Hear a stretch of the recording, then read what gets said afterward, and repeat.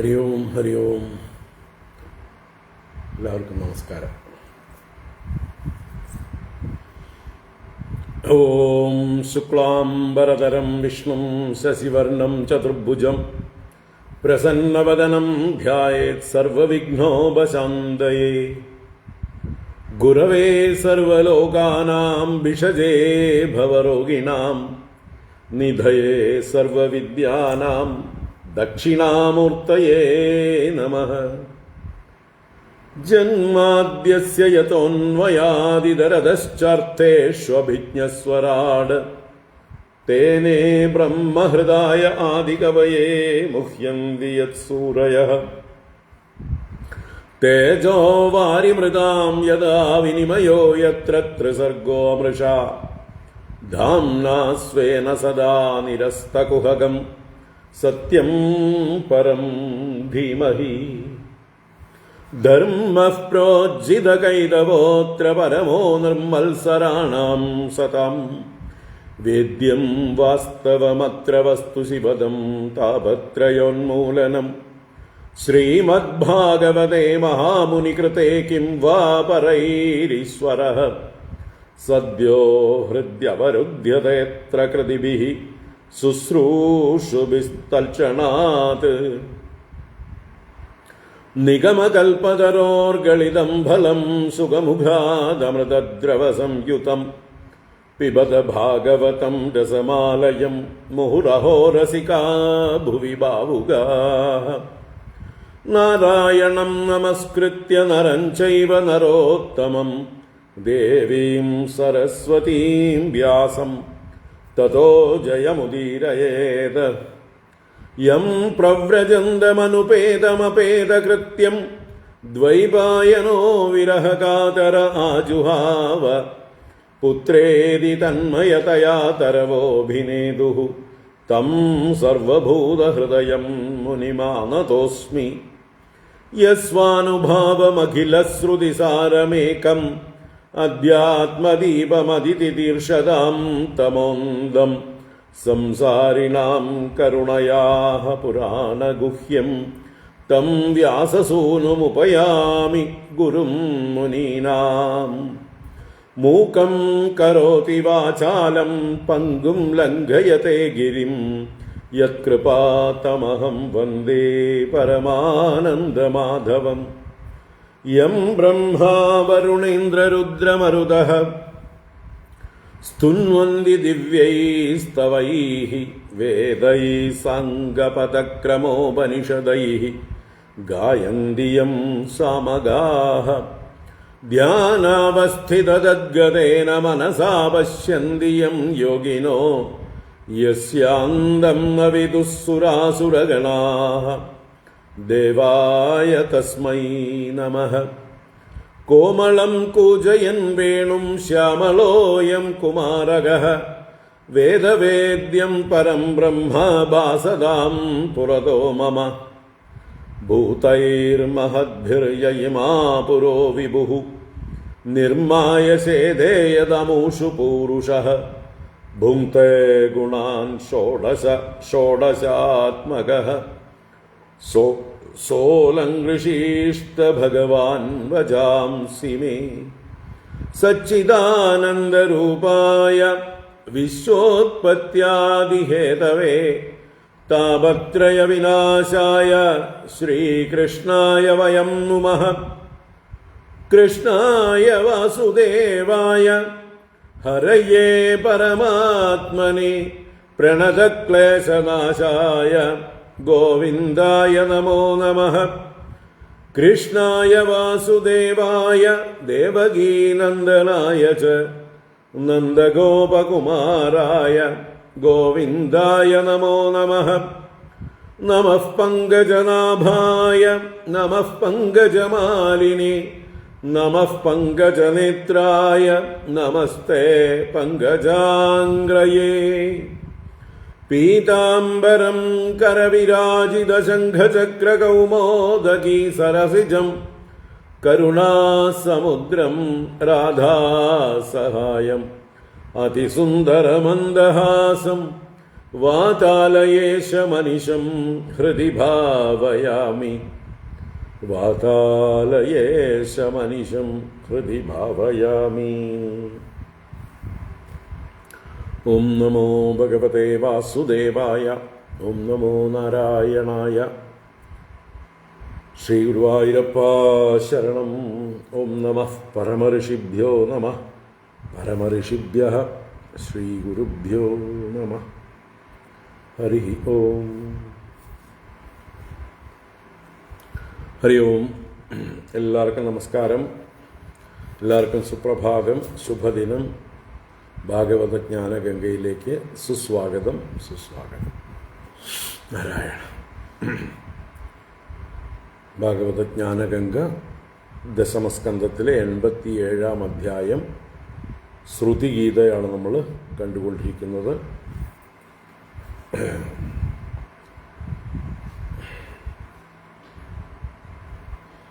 അതിലേക്ക് വരാം. വെള്ളം എടുക്കാൻ മറന്നു.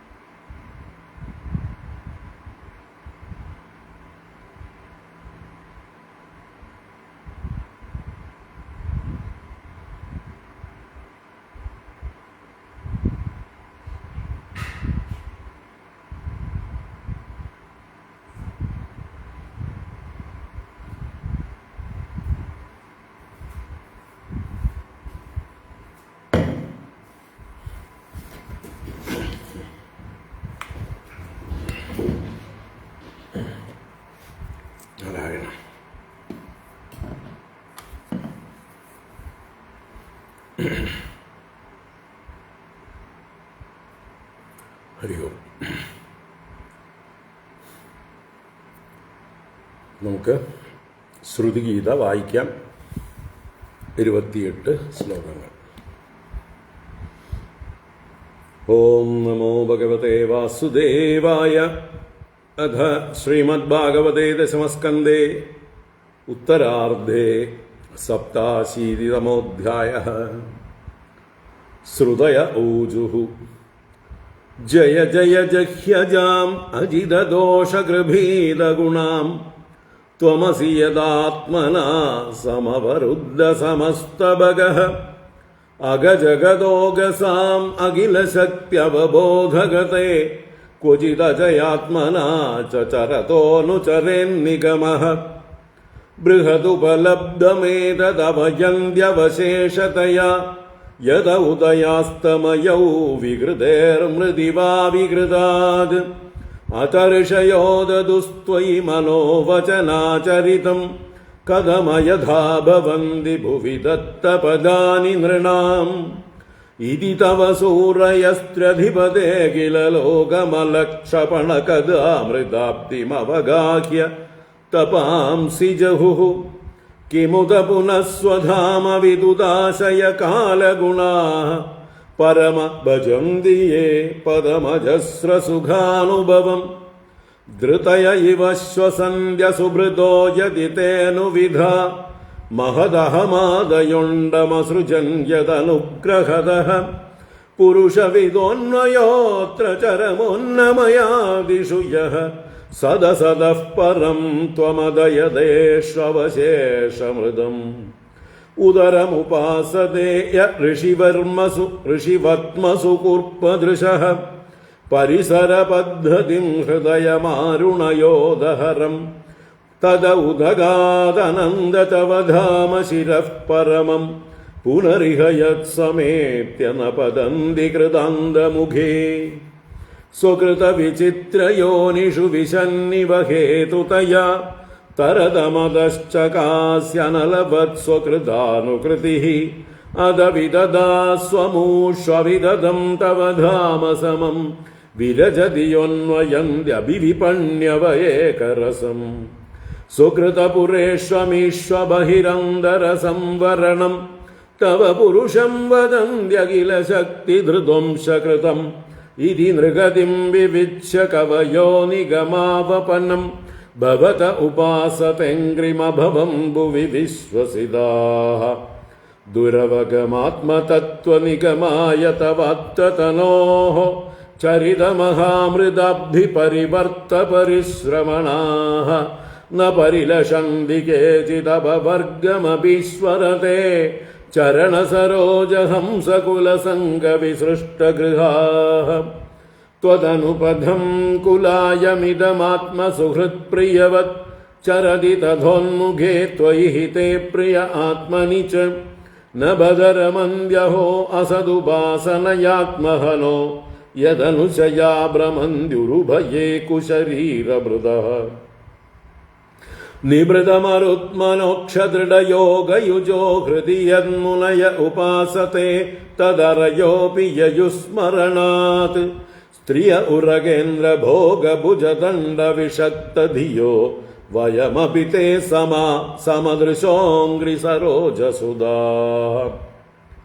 കൈഹമു വേദബദാവര ജന്മലയുഗ്രസരം യത ഉദഗാദൃശിർയമനുദേവഗണാ ഉഭയേ തർഹി ന സന്ന ചാസദുഭയം ന ച കാലജവഃ കിമപി ന തത്ര ശാസ്ത്രമവകൃഷ്യ ശയീത യദാ ജനിമസദഃ സതോ മൃതിമുതാത്മനി യേ ച ഭിതാം വിപണമൃതം സ്മരന്ത്യുപദിശന്തി ത ആരുപിതൈഃ ത്രിഗുണമയഃ പുമാനിതി ഭിദായദബോധകൃതാ ത്വയി ന തതഃ പരത്ര സ ഭവേദ് അവബോധരസേ സദിവ മനസ്ത്രിവൃത്വയി വിഭാത്യ സദാ മനുജാദ് സദഭിമൃശന്ത്യശേഷമിദമാത്മതയാത്മവിദഃ ന ഹി വികൃതിം ത്യജന്തി കനകസ്യ തദാത്മതയാ സുഹൃതമനുപ്രവിഷ്ടമിദമാത്മതയാ വസിതം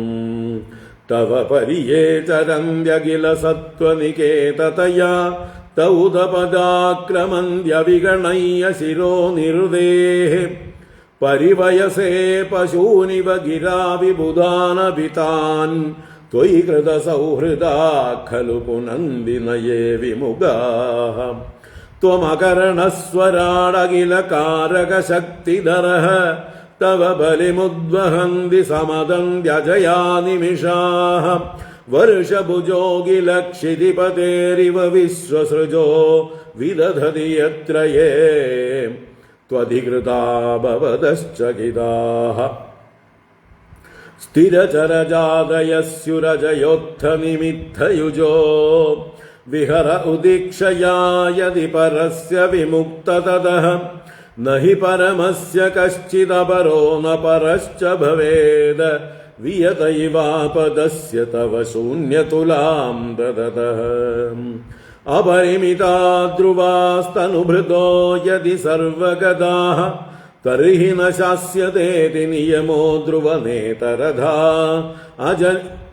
അജനിജയന്മയം തദവിമുച്യ നിയന്ത്രഭവേത് സമമനുജാനതാം യദമദം മദദുഷ്ടതയാം ന ഘടത ഉദ്ഭവഃ പ്രകൃതി പൂരുഷയോരജയോഃ ഉഭയയുജാ ഭവന്ത്യസുഭൃതോ ജലബുദ്ബുദവത് ത്വയി തയിമേതതോ വിവിധനാമഗുണൈഃ പരമേ സരിത ഇവാർണവേ മധുനി ലില്യുരശേഷരസാഃ നൃഷു തവ മായയാ ഭ്രമമമീഷ്വവഗത്യ ഭൃശം ത്വയി സുധിയോ ഭവേതദതി ഭാവമനുപ്രഭവം കഥമനുവർത്തതാം ഭവഭയം തവ യദ്ഭൃഗുഡിഃ സൃജതി മുഹുസ്ത്രിണേമിരഭവത്ശരണേഷു ഭയം വിജിതഹൃഷീകവായുഭിര അഗാന്തമനസ്തുരകം യയിഹ യദന്തി യന്തുമതിലോലമുപായഗിതഃ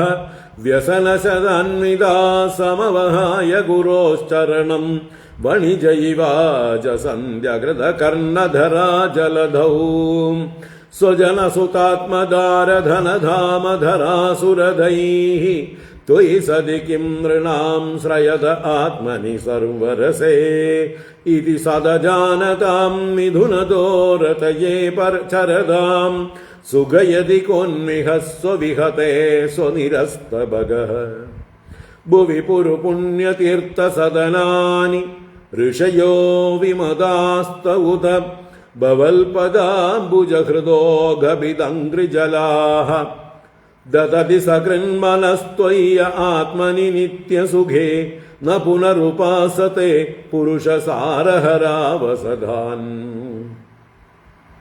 സദൈദമുത്ഥിതം സദിതി ചേന്നനു തർക്കഹദം വ്യഭിചരതി ക്വച ക്വച മൃഷാന തദോഭയയുക് വ്യവഹൃതയേ വികൽപ ഇഷിതോന്ധ പരമ്പരയാ ഭ്രമയതി ഭാരതീത ഉരുവൃത്തിഭിരുദ്ധ ജഡാൻ നയദിദമഗ്ര ആസന ഭവിഷ്യതോ നിധനാദ് അനുമിതമന്തരാ ത്വയി വിഭാതി മൃഷൈകരസേ അത ഉപമീയത്തെ ദ്രവിണജാതി വികൽപപഥൈഃ വിതഥ മനോവിലാസമൃതമിത്യവയന്ത്യബുധാഃ സ യദജയാ ത്വജാ മനുഷ്യയേത ഗുണാംശ്ച ജുഷൻ ഭജതി സരൂപദാം തദനു മൃത്യുമപേദഭഗഃ ത്വമുത ജഹാസി താം അഹിരിവ ത്വചമാത്തഭഗോ മഹസി മഹീയശ്രേഷ്ഠഗുണിതേ പരിമേയ ഭഗഃ യദി ന സമുദ്ധരന്തി യതയോ ഹൃദി കാമജടാഃ ദുരധിഗമോ സതാം ഹൃദി ഗതോ സ്മൃതകണ്ഡമണിഃ അസുതൃപയോഗിനാം ഉഭയതോപ്യസുഖം ഭഗവൻ അനപഗതാന്തകാത് അനതിരൂഢപദാത് ഭവതഃ ത്വദവഗമീന വേത്തി ഭവതുത്തശുഭാശുഭയോർ ഗുണവിഗുണാന്വയാൻ തർഹി ദേഹഭൃതാം ച ഗിരഃ അനുയുഗമന്വഹം സഗുണഗീത പരമ്പരയാ ശ്രവണഭൃദോ യതസ്ത്വമപവർഗഗതിർമനുജൈഃ ദ്യുപദയ ഏവ തേന യയുരന്തമനന്തതയാ ത്വമപി യദന്തരാണ്ഡനിചയാനനു സാവരണാഃ കൈവരജാം ശിവാന്തി വയസാ സഹയശ്രുതയഃ ത്വയി ഫലന്ത്യതന്നിരസനേന ഭവന്നിധനാഃ സർവത്ര ഗോവിന്ദനാമ സങ്കീർത്തനം ഗോവിന്ദ ഗോവിന്ദ നാരായണാഖില ഗുരോ ഭഗവൻ നമസ്തേ നാരായണാഖില ഗുരോ ഭഗവൻ നമസ്തേ നാരായണാഖില ഗുരോ ഭഗവൻ നമസ്തേ.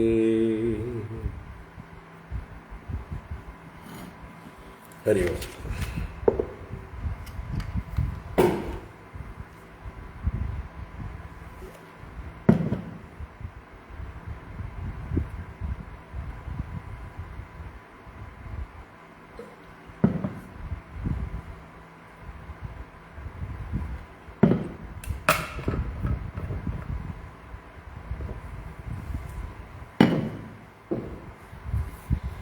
നാരായണ.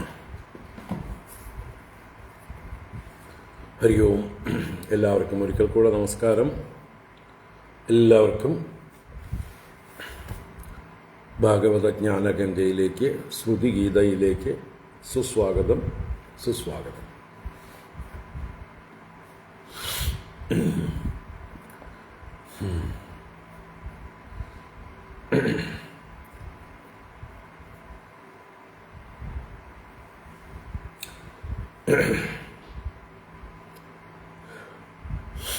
രാവിലെ ഒരു അമ്പലത്തിലൊരു പ്രോഗ്രാം ഉണ്ടായിരുന്നു, നമ്മുടെ പാലക്കാട് പുത്തൂര്.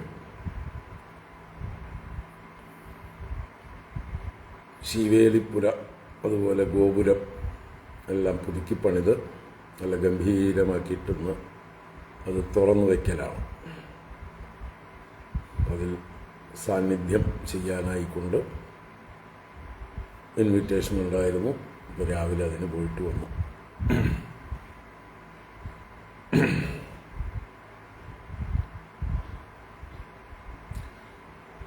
ഇന്ന് കഴിഞ്ഞാൽ ഇനി നമ്മൾ സപ്താഹമൊക്കെ കഴിഞ്ഞിട്ടേ ക്ലാസ്സുള്ളൂ. ഡിസംബർ 30-നോ 31-നോ നോക്കാം. 29-ന് രാത്രിയെ മടങ്ങി വരുള്ളൂ.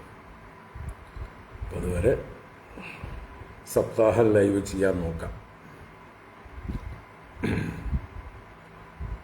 അതുപോലെ തലശ്ശേരിയിൽ മുകുന്ദമാലയാണ്. അവിടുത്തെ സാഹചര്യം നോക്കി ലൈവ് ചെയ്യാൻ പറ്റുമോ നോക്കാം.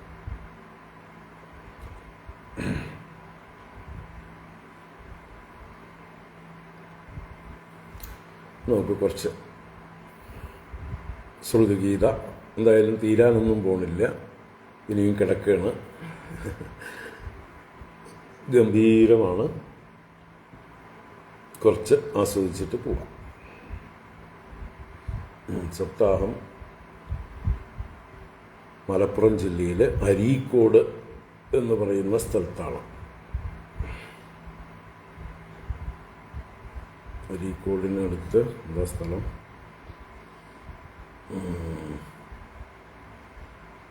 പേര് ഓർമ്മ വരില്ല. ഒരു നരസിംഹക്ഷേത്രം.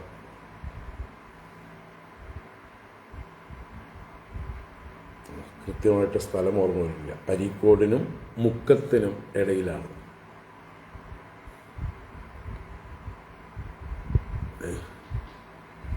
പെട്ടെന്ന് വരുന്ന പേരല്ല. ഇതിൽ ഓൺലൈനിൽ അമ്മയുണ്ട്, ക്ലാസ് കാണുന്നവരുണ്ടാവും. അവിടെ നിന്നുള്ള ആളുകളാണ്, നമ്മുടെ ഓൺലൈൻ ആളുകൾ തന്നെയാണത് ഓർഗനൈസ് ചെയ്യുന്നത്.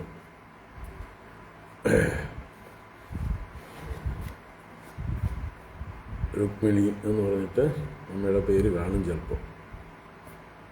അവർ ലൈനിലുണ്ടെങ്കിൽ അമ്പലത്തിൻ്റെ പേരിടുക. ആർക്കെങ്കിലും കോഴിക്കോട് നിന്നൊക്കെ അടുത്താണ്.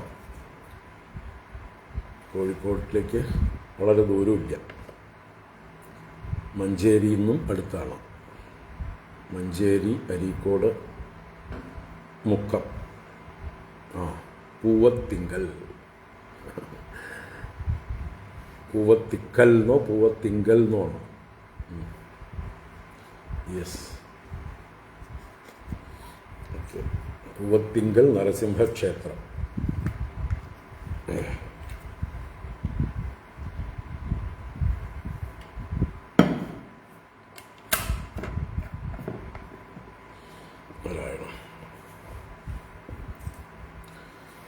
ഓക്കെ,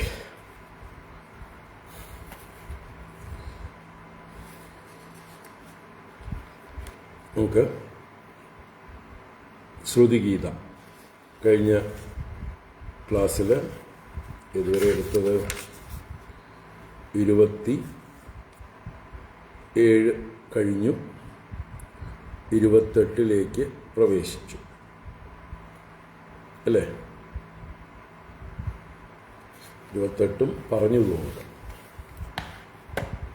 27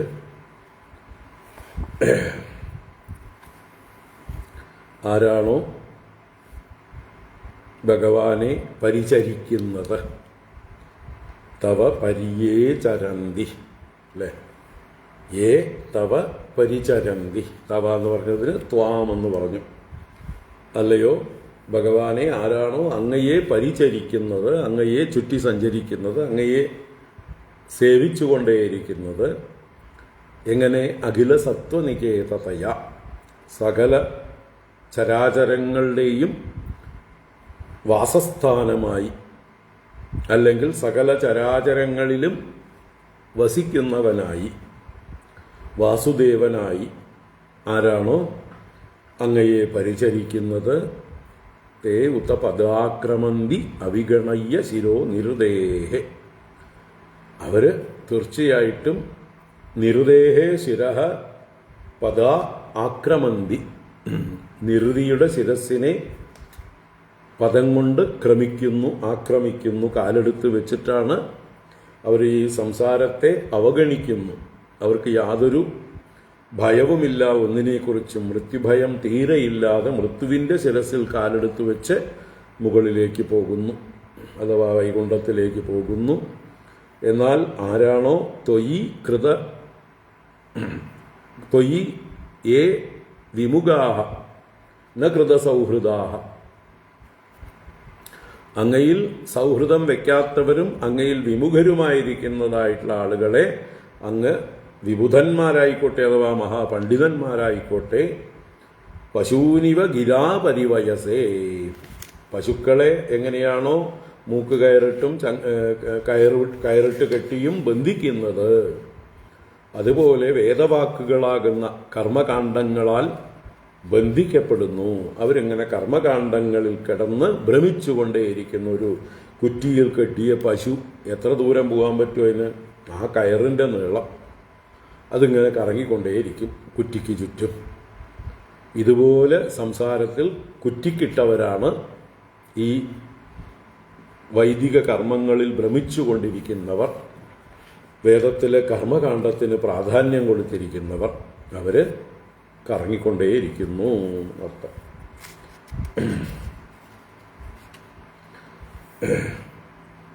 അപ്പോൾ മൃത്യോഹോ മൃത്യുമാപ്നോതി യൈഹ നാനേവ പശ്യതി. ആരാണോ നാനാത്വത്തെ ദർശിക്കുന്നത്, ഭേദഭാവനയോടുകൂടി കാണുന്നത് ഈ ജഗത്തിൽ, ഈശ്വരനിൽ തരതമ ഭാവങ്ങളൊക്കെ കാണുന്നത്, അങ്ങനെയുള്ളതായിട്ടുള്ള ആളുകൾ അവർ മൃത്യോഹോ മൃത്യുമാപ്നോതി, മൃത്യുവിൽ നിന്ന് മൃത്യുവിലേക്ക്, അവരെത്ര പണ്ഡിതന്മാരായിക്കോട്ടെ.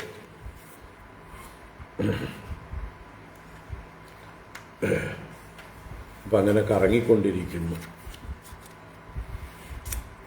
28-ാം ശ്ലോകത്തിൽ എല്ലാ ദേവന്മാരും ഭഗവാനെ ഭയപ്പെട്ടുകൊണ്ട് ഭഗവാന് ബലിയെ കൊണ്ട് കൊടുക്കുന്നു. എങ്ങനെയാണോ സാമന്ത രാജാക്കന്മാർ ചക്രവർത്തിക്ക് കപ്പം കൊടുക്കുന്നത്, ചകിതരായി പ്രവർത്തിക്കുന്നത്, അതാണ് ഇവിടെ പറഞ്ഞത്. ത്വം അകരണഃ, അങ്ങ് കരണങ്ങളൊന്നും ഇല്ലാത്തവനാണ്, ഇന്ദ്രിയങ്ങളൊന്നും ഇല്ലാത്തവനാണ്, പക്ഷേ എല്ലാം അങ്ങ് ചെയ്യുന്നു. കരണങ്ങളില്ലാതെ ചെയ്യുന്നവനും സ്വരാട്, ആരെയും ആശ്രയിക്കാതെ സ്വയം പ്രകാശിക്കുന്നവൻ, സ്വതന്ത്രനായിരിക്കുന്നവനാണ്. അഖിലകാരക ശക്തിധരഃ, മറ്റുള്ളവരെയെല്ലാം ഓരോ കർമ്മങ്ങളിൽ പ്രേരിപ്പിക്കുന്ന ശക്തികളെല്ലാം അങ്ങ് ധരിച്ചിരിക്കുന്നു. അങ്ങയിൽ നിന്നാണ് എല്ലാവരും ശക്തിയെ ആവഹിക്കുന്നത്, ആർജിക്കുന്നത്. അങ്ങനെ അനിമിഷാഹ അജയാ ബലിമുദ്വഹന്തി, അനിമിഷന്മാർ ദേവന്മാർ അങ്ങയ്ക്ക് ബലിയെ വഹിച്ചു കൊണ്ടുവരുന്നു. തവ ബലിമുദ്വഹന്തി സമദന്തി, അത് മനുഷ്യർ കൊടുക്കുന്ന ബലിയെ അവർ ഭുജിക്കുകയും ചെയ്യുന്നു. വർഷഭുജോ അഖില ക്ഷിതിപതേരിവ, എങ്ങനെയാണോ ഓരോരോ വർഷങ്ങളെ ഭുജിക്കുന്ന, അതായത് പ്രാദേശിക രാജാക്കന്മാർ എന്നർത്ഥം, അതാത് വർഷങ്ങളെ അനുഭവിക്കുന്നവർ അഖിലക്ഷിതിപതിയായ സാർവഭൗമ ചക്രവർത്തിക്ക് കപ്പം കൊടുക്കുന്നത് പോലെ ആ വിശ്വസൃഷ്ടാക്കളായ ദേവന്മാരെല്ലാവരും തന്നെ, അല്ലെങ്കിൽ പ്രജാപതിമാരും ബ്രഹ്മദേവനും എല്ലാവരും അങ്ങേക്ക് ബലിയെ കൊണ്ടുവന്ന് നൽകുന്നു. വിദദതി എത്രയേ ത്വധികൃത ഭവതശ്ചകിതാഹ, ഓരോരോ കാര്യങ്ങളിൽ അവർ അധികൃതരാണ്. എത്ര അധികൃതാഹ, ഏത് വിഷയത്തിലാണോ അവർക്ക് അധികാരമുള്ളത്, ഏത് കർമ്മമാണോ അവരിൽ നിക്ഷിപ്തമായിരിക്കുന്നത്, അവർ അതാത് കർമ്മങ്ങളെ വിദദതി, വേണ്ട പോലെ അനുഷ്ഠിക്കുന്നു. എങ്ങനെ? ഭവതഃ ചകിതാഹ, അങ്ങയെ ഭയപ്പെട്ടുകൊണ്ട്. അപ്പോൾ ഭഗവാനെ ഭയപ്പെട്ടുകൊണ്ട് ഭീഷാസ്മാത് വാദഃ പവതേ ഭീഷോദേതി സൂര്യ ഭീഷാസ്മാത് അഗ്നിശ്ച ഇന്ദ്രശ്ച മൃത്യുർധാവതി പഞ്ചമഃ എന്നെല്ലാം വേദം പറഞ്ഞതിനെ ഇവിടെ ശ്രുതിഗീത ആവർത്തിക്കുകയാണ്. ദേവന്മാർ അവരവരെ നിക്ഷിപ്തമായ കർത്തവ്യങ്ങൾ അനുഷ്ഠിക്കുന്നത് പരമാത്മാവായ ഭഗവാനെ ഭയപ്പെട്ടുകൊണ്ടാണ്. ഭഗവാനാണ് സർവേശ്വരൻ, സർവനിയന്ത, എല്ലാവരെയും മൂക്ക് കയറിട്ട് കാളകളെ പോലെ നിയന്ത്രിക്കുന്നവനും, പണിയെടുത്തില്ലെങ്കിൽ അല്ലേ ചാട്ടവാറുകൊണ്ട് കാളയെ പിടയ്ക്കും പോലെ പിടയ്ക്കുന്നവനുമാണ് ഭഗവാൻ എന്ന് ഭാവന ചെയ്യാം. അപ്പോൾ ഭഗവാനെ ഭയപ്പെട്ടുകൊണ്ടാണ് ഓരോരുത്തരും അവരവരുടെ കർത്തവ്യങ്ങൾ നിർവഹിക്കുന്നത്. അതുവരയ്ക്കാണ് നമ്മൾ വിസ്തരിച്ചത്. അടുത്ത ശ്ലോകം നമുക്ക് തുടങ്ങി വെച്ചു എന്നല്ലേ തോന്നുന്നു.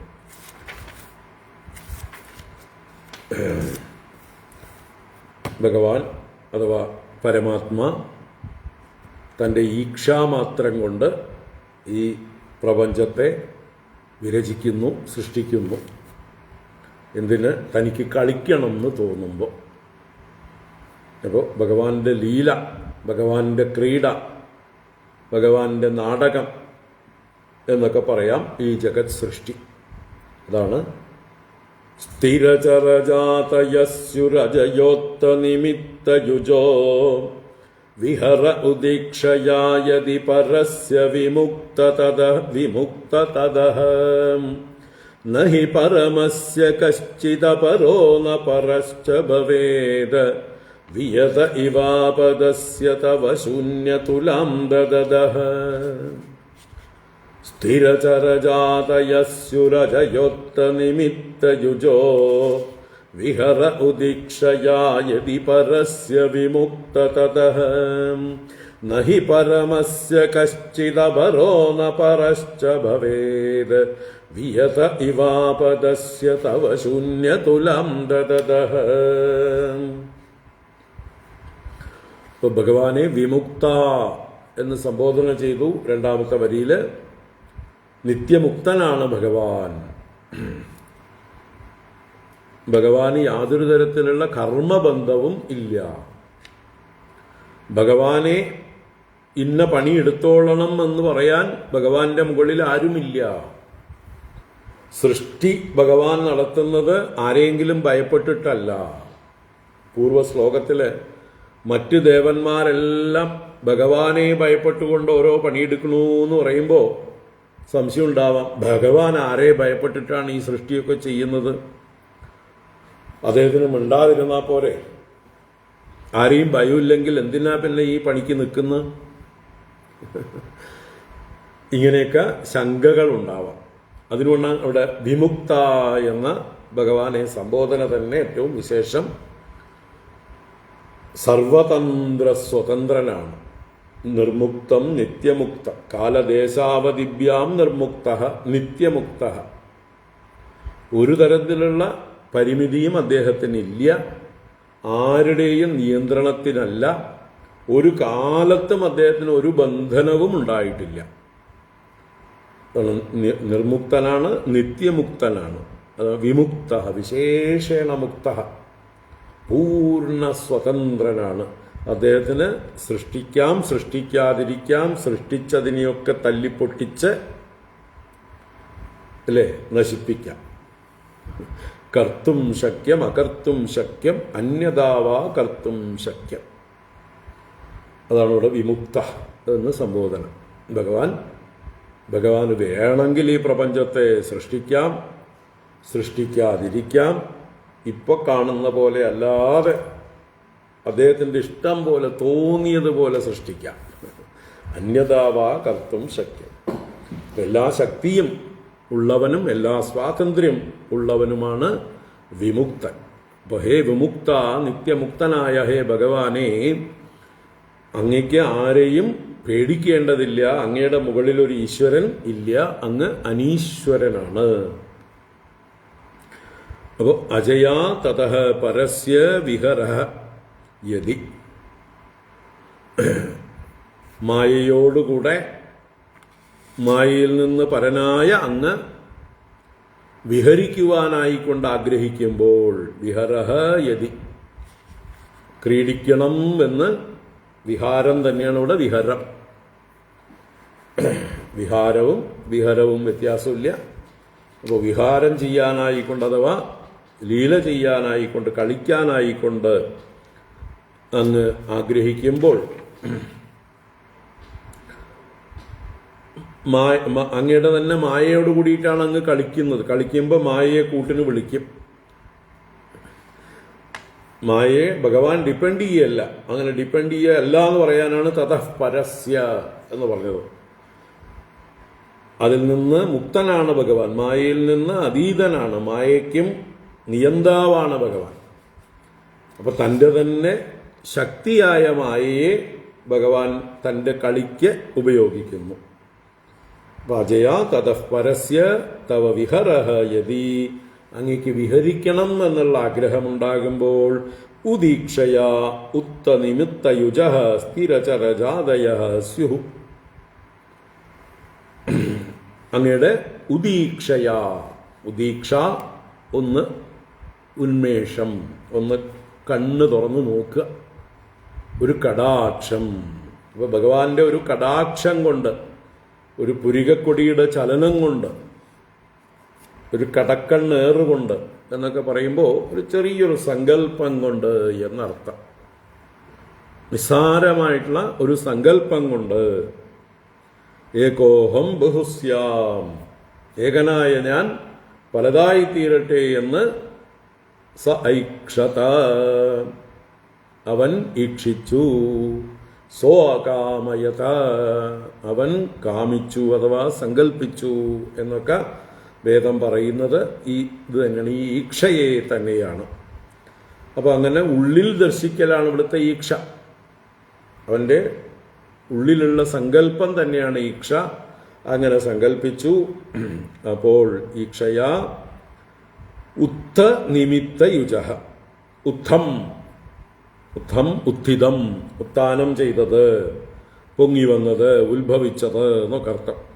ഉത്ഭവിച്ചതായിട്ടുള്ള നിമിത്തത്തോട് യുജഃ, യോജിച്ചവയായ സ്ഥിരചരജാതയഃ, സ്ഥിരവും ചരവുമായ ജാതികൾ, സ്ഥാവര ജംഗമങ്ങളായ സൃഷ്ടികൾ.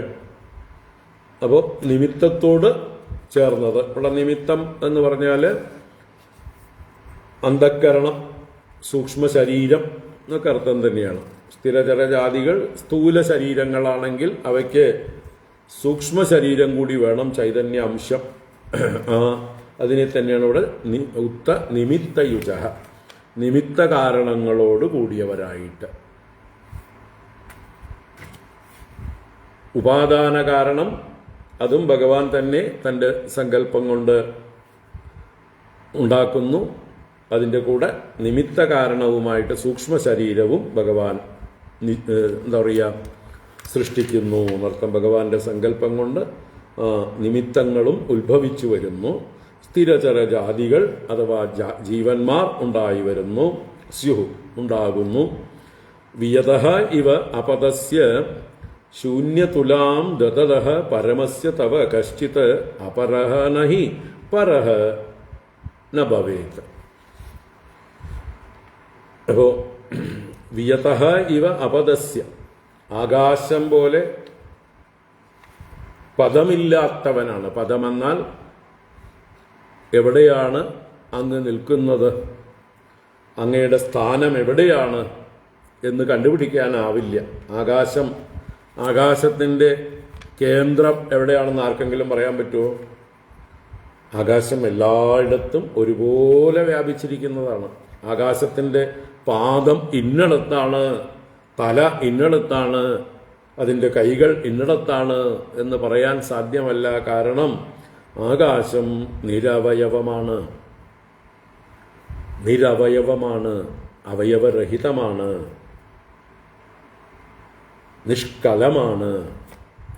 അതുപോലെ തന്നെയാണ് പരമാത്മാവും നിരവയവനാണ്.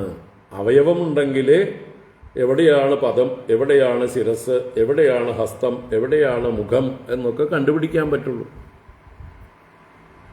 അപ്പോൾ അപദസ്യ തവ,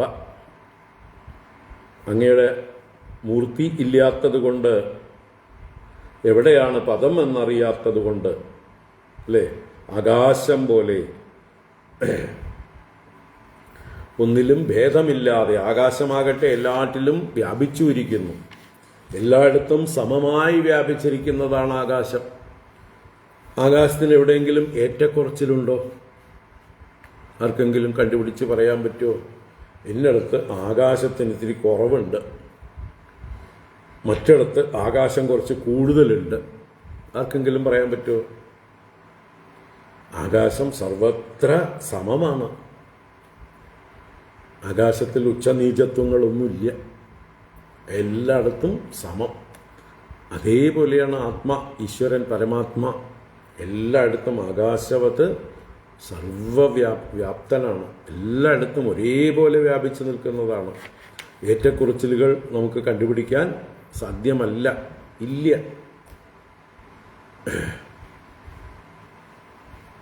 ആകാശത്തിന് ഡെൻസിറ്റി അളക്കാൻ പറ്റുമോ നമുക്ക്? ഇന്നടത്ത് നല്ല ഡെൻസിറ്റിയുള്ള ആകാശമാണ്, മറ്റിടത്ത് ഡെൻസിറ്റി കുറഞ്ഞ ആകാശമാണ്. ലൈറ്റ് വെയ്റ്റ് ആകാശം, ഹെവി വെയ്റ്റ് ആകാശം. പറ്റുമോ? വായുവിൽ വേണമെങ്കിൽ നിങ്ങൾക്ക് കണ്ടുപിടിക്കാം. വായുവിലാണ് പ്രഷർ, അല്ലേ? വായു കംപ്രസ് ചെയ്താൽ പ്രഷറായി. ആ വായുവിൻ്റെ പ്രഷറിന് ഒരുപാട് ശക്തിയുണ്ട്.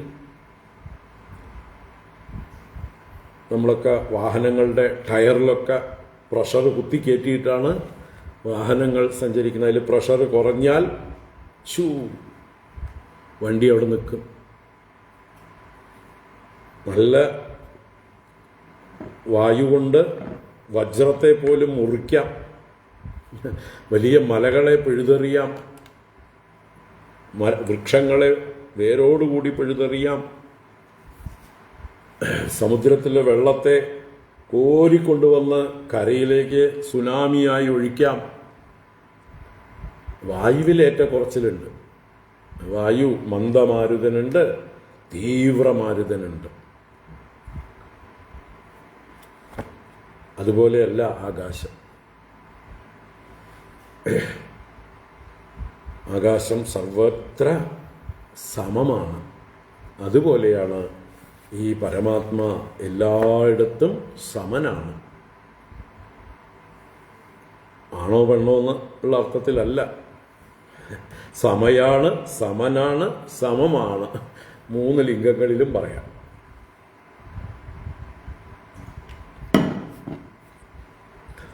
അപ്പോൾ അതാണ് വിയതഃ ഇവ അപദസ്യ.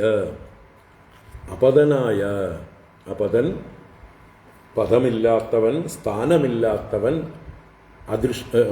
അദൃഷ്ടൻ എന്നൊക്കെ അർത്ഥം. ദൃഷ്ടിഗോചരൻ അല്ലാത്തവൻ. അപ്പോൾ അങ്ങനെയുള്ള അങ്ങ് ശൂന്യതുലാം ദദതഃ പരമസ്യ തവ. ശൂന്യതുലാം എന്ന് പറഞ്ഞാൽ ശൂന്യതയ്ക്ക് തുല്യതയെ ദദതഃ ധരിച്ചിരിക്കുന്നവനായ പരമസ്യ തവ, അങ്ങ് പരമനാണ്. പരമനെന്നാൽ എല്ലാറ്റിനും മുമ്പേ ഉള്ളവൻ, എല്ലാറ്റിലും ശ്രേഷ്ഠനായിരിക്കുന്നവൻ, ആദികാരണമായിരിക്കുന്നവൻ. സദേവ സൗമ്യ ഇതമഗ്രമാസീത്. പക്ഷേ ഒന്നുമില്ലാത്തപ്പോ അസദ്വാ ഇതമഗ്ര ആസീത് ഉപനിഷത്ത് പറയും, തൈത്തിരീയ ഉപനിഷത്ത് പറയും. അസദ്വാ ഇതമഗ്ര ആസീത്. ഇതമഗ്രേ, ഇൻ ദ വെരി ബിഗിനിങ് അസദ്വൈ ആസീത്. അതെന്താ അർത്ഥം? അവിടുത്തെ അസത്ത് എന്ന് പറഞ്ഞാൽ അസത് ഇവ എന്ന അർത്ഥത്തിലാണ്. ഒന്നുമില്ലായ്മയാണുണ്ടായിരുന്നത്. ആ അസത്തിൽ നിന്ന് സദ് അജായത. അസത്തിൽ നിന്നാണ് ഈ കാണുന്ന സ്ഥൂലങ്ങളെല്ലാം ഉണ്ടായത്. അപ്പൊ അവിടെ അസത്ത് ശബ്ദത്തിന് എന്താണ്? അവ്യക്തം എന്നർത്ഥമാണ്. മുമ്പെല്ലാം ഒന്നുമില്ലായ്മ, ശൂന്യ അവസ്ഥ, ശൂന്യം പോലെയുള്ളതായിട്ടുള്ള അവസ്ഥ, ഒന്നുമില്ലായ്മ, സൂക്ഷ്മ അവസ്ഥ അല്ലെങ്കിൽ അവ്യക്താവസ്ഥ, അതിനെയാണ് അസത്ത് എന്ന് അവിടെ പറഞ്ഞത്. അതിൽ നിന്ന് സദ് അജായത എന്ന് പറഞ്ഞാലോ ഈ കാണുന്ന സ്ഥൂലമായ പ്രപഞ്ചം ഉണ്ടായി വന്നു. അപ്പോ അതുകൊണ്ട് ഇവിടെ ശൂന്യതുലാം ദദതഃ എന്ന് പറഞ്ഞു. ശൂന്യതുലാം എന്ന് പറഞ്ഞാൽ ശൂന്യത്തോടുള്ള സാമ്യം, തുലനത, തുല്യത, ധരിച്ചിരിക്കുന്ന, എന്നുവെച്ചാൽ ഒന്നുമില്ലാത്ത പോലെ ഇരിക്കുന്ന അവസ്ഥ. അഹമേവാസമേവാഗ്രേ നാന്യത് യത് സദസത് പരം.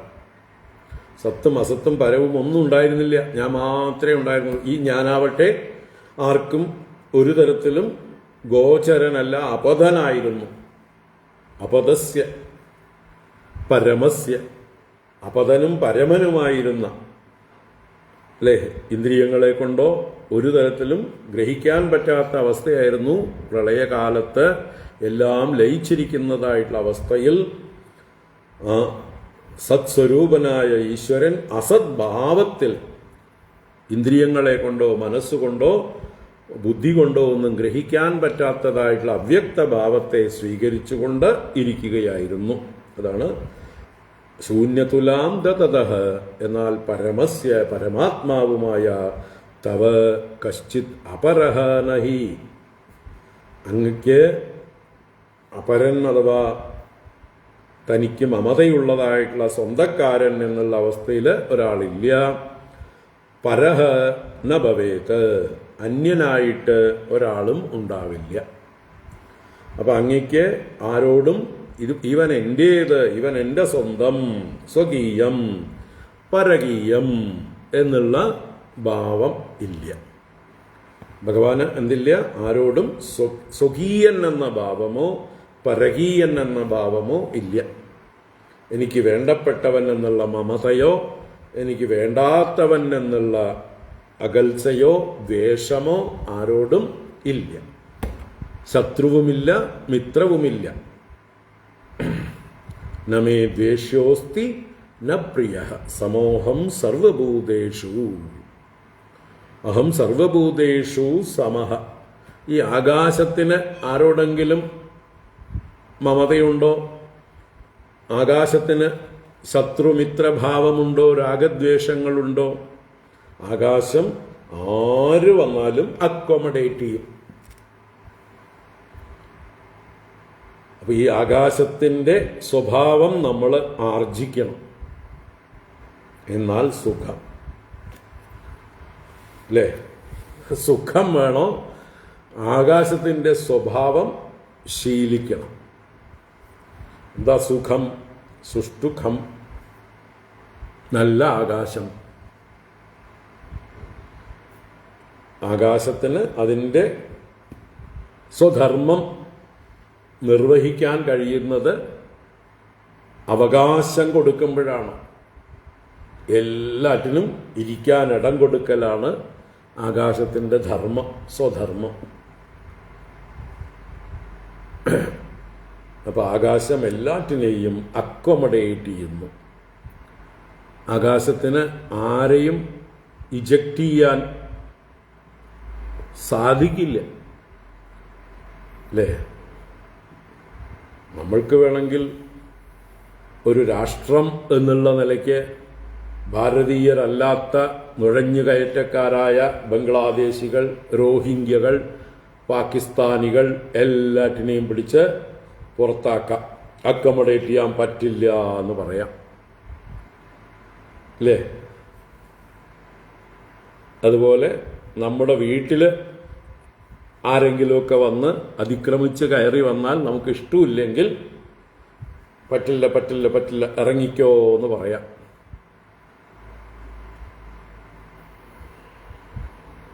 അതൊക്കെ നമ്മൾ പരിമിതികൾ വെച്ചിട്ടാണ്, അല്ലേ? അതിർത്തികൾ വെച്ചു നമ്മൾ ആകാശത്തിന്. നമ്മുടെ വീട്ടിൻ്റെ, നമ്മുടെ സ്ഥലം, എത്ര സ്ഥലമുണ്ട്? 10 സെന്റ്, 5 സെന്റ്, 3 സെന്റ്, അതിൻ്റെ പരിമിതികൾ വെച്ചു. അപ്പോൾ ആകാശത്തെ നമ്മൾ വിഭജിച്ചപ്പോൾ അത് പരിമിതമായി, നമുക്ക് അക്കോമഡേറ്റ് ചെയ്യാൻ പറ്റില്ല എന്ന് പറയണു. അതേപോലെ രാഷ്ട്രത്തിൻ്റെ ബോർഡർ പരിമിതിയാണ്. അതിനകത്ത് ഇവിടെയുള്ളവർ, ഇവിടെ ജനിച്ചു വളർന്നവർ, അല്ലെങ്കിൽ ഇവിടെ ഏതെങ്കിലും തരത്തിൽ അർഹതയുള്ള പൗരത്വം നേടിയവർ, അല്ലാത്തവരൊക്കെ ഇവിടുന്ന് പുറത്തു പോകണം. അക്കോമഡേറ്റ് ചെയ്യാൻ പറ്റില്ല. അതുപോലെയല്ല ആകാശം, മഹാകാശം ഈ പ്രപഞ്ചത്തെ മുഴുവൻ ഉൾക്കൊണ്ടിരിക്കുന്നു. എല്ലാറ്റിനും സമമായിട്ടുള്ള അവസരം കൊടുക്കുന്നു. നിങ്ങൾക്ക് എല്ലാവർക്കും ഇവിടെ ഇഷ്ടം പോലെ എന്ത് വേണമെങ്കിൽ നിങ്ങൾക്ക് കാണിക്കാം.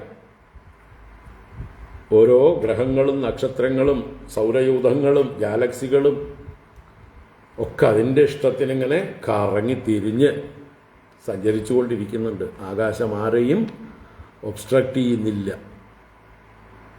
നിനക്ക് ഇത്രയേ ഉള്ളൂ കേട്ടോ, നീ ഇവിടുന്ന് ഇങ്ങോട്ട് കടക്കാൻ പാടില്ല കേട്ടോ എന്നൊന്നും ആകാശം ആരെയും ഇതാക്കുന്നില്ല. അപ്പം ആ ആകാശവത്ത്, ആകാശത്തേക്കാൾ, കാരണം ആകാശം പോലും ഏതൊരു പരമാത്മാവിലാണോ, ആകാശം പോലും ഏതൊരു പരമാത്മാവിൻ്റെ അംശമാണോ, വിഭൂതിയാണോ, സൃഷ്ടിയാണോ, അപ്പോൾ ആകാശത്തേക്കാൾ വലിയവനായിട്ടുള്ള ഭഗവാന്, പരമാത്മാവിന് ഈ പ്രപഞ്ചത്തിൽ എന്തിനെയാണ് ഉൾക്കൊള്ളാൻ പ്രയാസമുള്ളത്? എന്തിനോടാണ് ദ്വേഷബുദ്ധി ഉണ്ടാവുക? എന്തിനോടാണ് മമത ഉണ്ടാവുക? എല്ലാം സമം. അപ്പോൾ യഥാർത്ഥത്തിൽ ഭഗവാനെ സംബന്ധിച്ച് അദ്ദേഹത്തിന് ആരോടും വിദ്വേഷമോ യാതൊരു തരത്തിലുള്ള രാഗമോ ഇല്ല. പിന്നെന്തിനാ ഭഗവാൻ ഓരോരുത്തരെ കൊല്ലുന്നത്? അല്ലേ?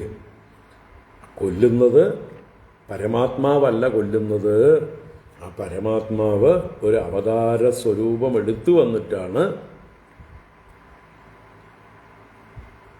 ഈ ലീലകളൊക്കെ ചെയ്യുന്നത്. അത് ചെയ്യുമ്പോഴും, ആ ലീല ചെയ്യുമ്പോഴും ആ പരമാത്മാവിൻ്റെ അംശമായ അവതാരത്തിന് അറിയാം, ഞാൻ ആരെയും കൊല്ലുന്നില്ല.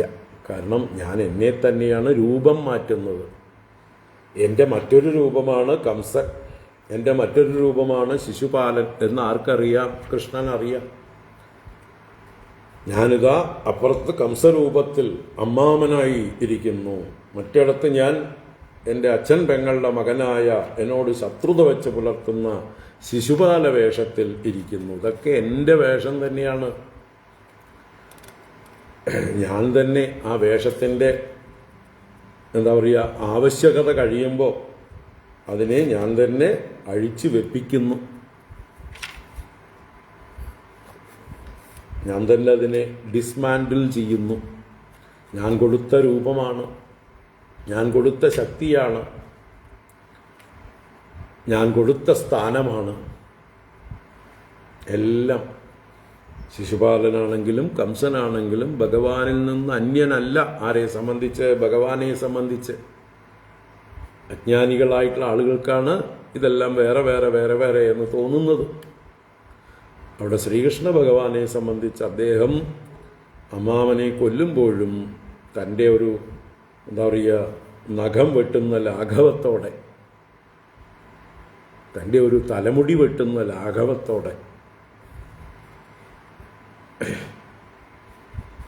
നിസ്സാരമായിട്ടാണ് അതെല്ലാം ചെയ്യുന്നത്. അതുകൊണ്ട് അദ്ദേഹത്തിന്, ഇപ്പം നമ്മൾക്കാർക്കെങ്കിലും നമ്മുടെ നഖം വെട്ടിയതിന് പാപമുണ്ടോ?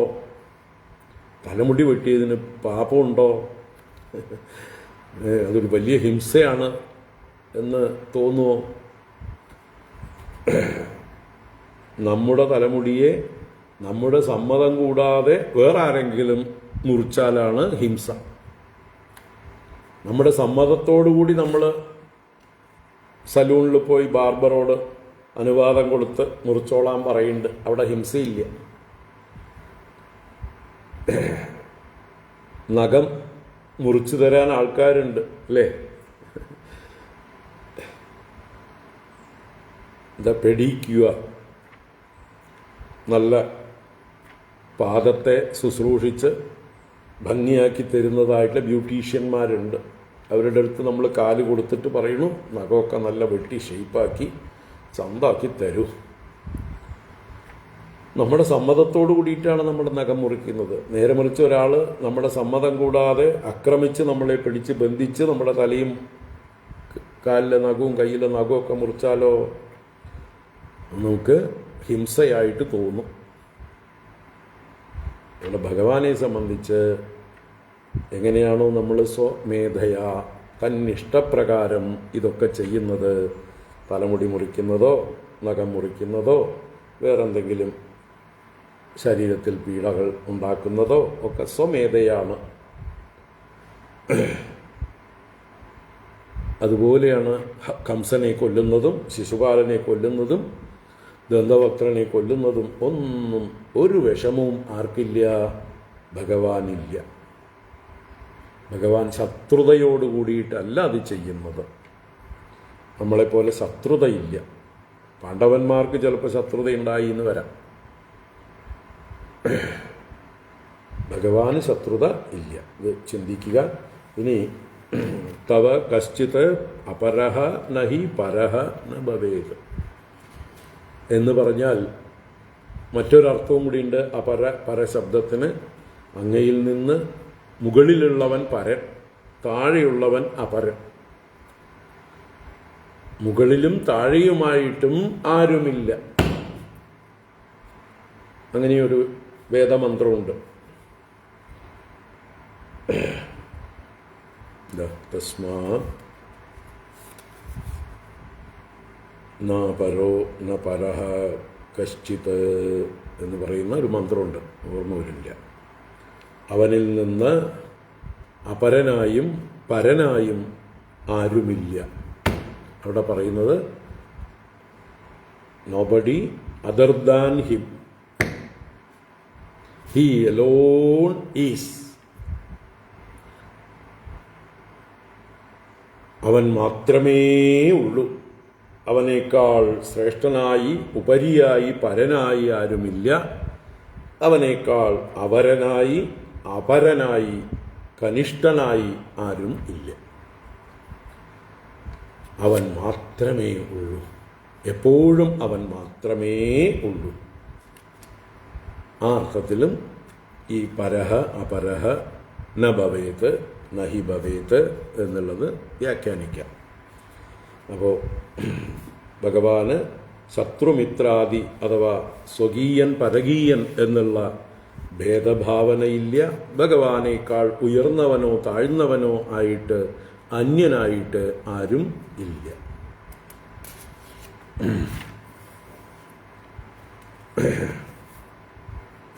ഘടാകാശമാണോ വലുത്, മഹാകാശമാണോ വലുത്,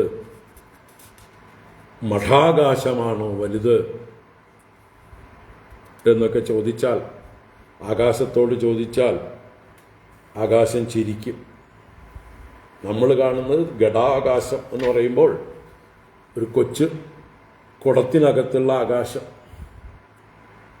മഠാകാശം എന്ന് പറയുമ്പോൾ ഒരു റൂമിനകത്തുള്ള മഠത്തിനകത്തുള്ള ആകാശം, റൂം സ്പേസ്. മറ്റേത് പോട്ട് സ്പേസ്. ഇതിലേതാ വലുത്? പോട്ട് സ്പേസ് ആണോ വലുത്, റൂം സ്പേസ് ആണോ വലുത് എന്ന് ആരോടാ ചോദിക്കണത്? മഹാകാശത്തോടാ ചോദിക്കണത്. അല്ലെങ്കിൽ റൂം സ്പേസിനോട് തന്നെ ചോദിക്കാം. ഈ റൂം സ്പേസ് സ്വയം റിയലൈസ്ഡ് സ്പേസ് ആണ്. ആ റൂം സ്പേസ് താൻ ആരെന്ന് അറിയുന്ന സ്പേസാണ്. താൻ ആരാണ്? താൻ മഹാകാശമാണ്. താൻ ഒരിക്കലും ഈ റൂമിൻ്റെ ഉള്ളവനല്ല. റൂം തൻ്റെ അകത്താണ്. ഞാൻ മഹാകാശം എല്ലായിടത്തും നിറഞ്ഞിരിക്കുന്ന ആകാശമാണ്. എന്നിൽ ഏതോ കാലത്ത് ആരോ ഒരു റൂമുണ്ടാക്കി. അത് കുറച്ച് കഴിഞ്ഞാൽ ഇടിഞ്ഞു പൊളിഞ്ഞു പോകുകയും ചെയ്യും. ഈ റൂം ഉണ്ടാക്കിയപ്പോഴും അത് പൊളിഞ്ഞപ്പോഴും എന്നെ അതൊന്നും ബാധിച്ചിട്ടില്ല. ഞാൻ എപ്പോഴും ഒരുപോലെ തന്നെയാണ് എന്ന് റിയലൈസ്ഡ് ആയിട്ടുള്ള റൂം സ്പേസ് പറയും. മഠാകാശം ഘടാകാശത്തേക്കാൾ ഒട്ടും വലുതൊന്നുമല്ല. മഠാകാശത്തിനോടും റിയലൈസ്ഡ് ഘടാകാശമാണെങ്കിൽ ഘടാകാശം സ്വയം പറയും, ഞാൻ ഈ ഘടത്തിൻ്റെ അകത്തുള്ള ആകാശമൊന്നുമല്ല. ഈ ഘടമൊക്കെ ഇന്നലെ ഉണ്ടായതാണ്, ഞാൻ കണ്ടുകൊണ്ടിരിക്കുകയാണ്. എന്നിലാണ് ഘടമുണ്ടായത്. ഈ ഘടം എപ്പോൾ വേണമെങ്കിൽ പൊട്ടിപ്പോവാം. ആരെങ്കിലും ഹാൻഡിൽ ചെയ്യുമ്പോൾ അല്പം എന്താ പറയുക, അശ്രദ്ധയുണ്ടായാൽ മതി, അത് വീണ് പൊട്ടും. പക്ഷെ ഞാനില്ലാതാവില്ല. ന ജായതേ നോ മ്രിയതേ വാ ന ഹന്യതേ ഹന്യമാനേ ഘടേ ഘടശരീരേ ഭിന്നേ ആകാശശരീരം ന ഭിന്നം ഭവതി. ഘടശരീരം നശിക്കുമ്പോൾ ആകാശശരീരം നശിക്കുന്നില്ല. അപ്പോൾ ഇതൊക്കെ ഭഗവാനിൽ അല്ലെങ്കിൽ ആത്മാവിൽ പരമാത്മാവിൽ വിചാരം ചെയ്ത് ഉറപ്പിക്കേണ്ട കാര്യങ്ങളാണ്. എല്ലാം വിചാര വിഷയമാണ്. ഈശ്വരൻ സമനാണ്, വിഷമനല്ല. ആരോടും വിഷമബുദ്ധി ഭഗവാനിൽ ഇല്ല.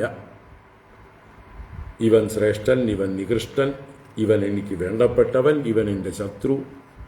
നോ, അങ്ങനൊരിക്കലും പരമാത്മാവായ ഭഗവാനിൽ കൽപ്പിക്കരുത്.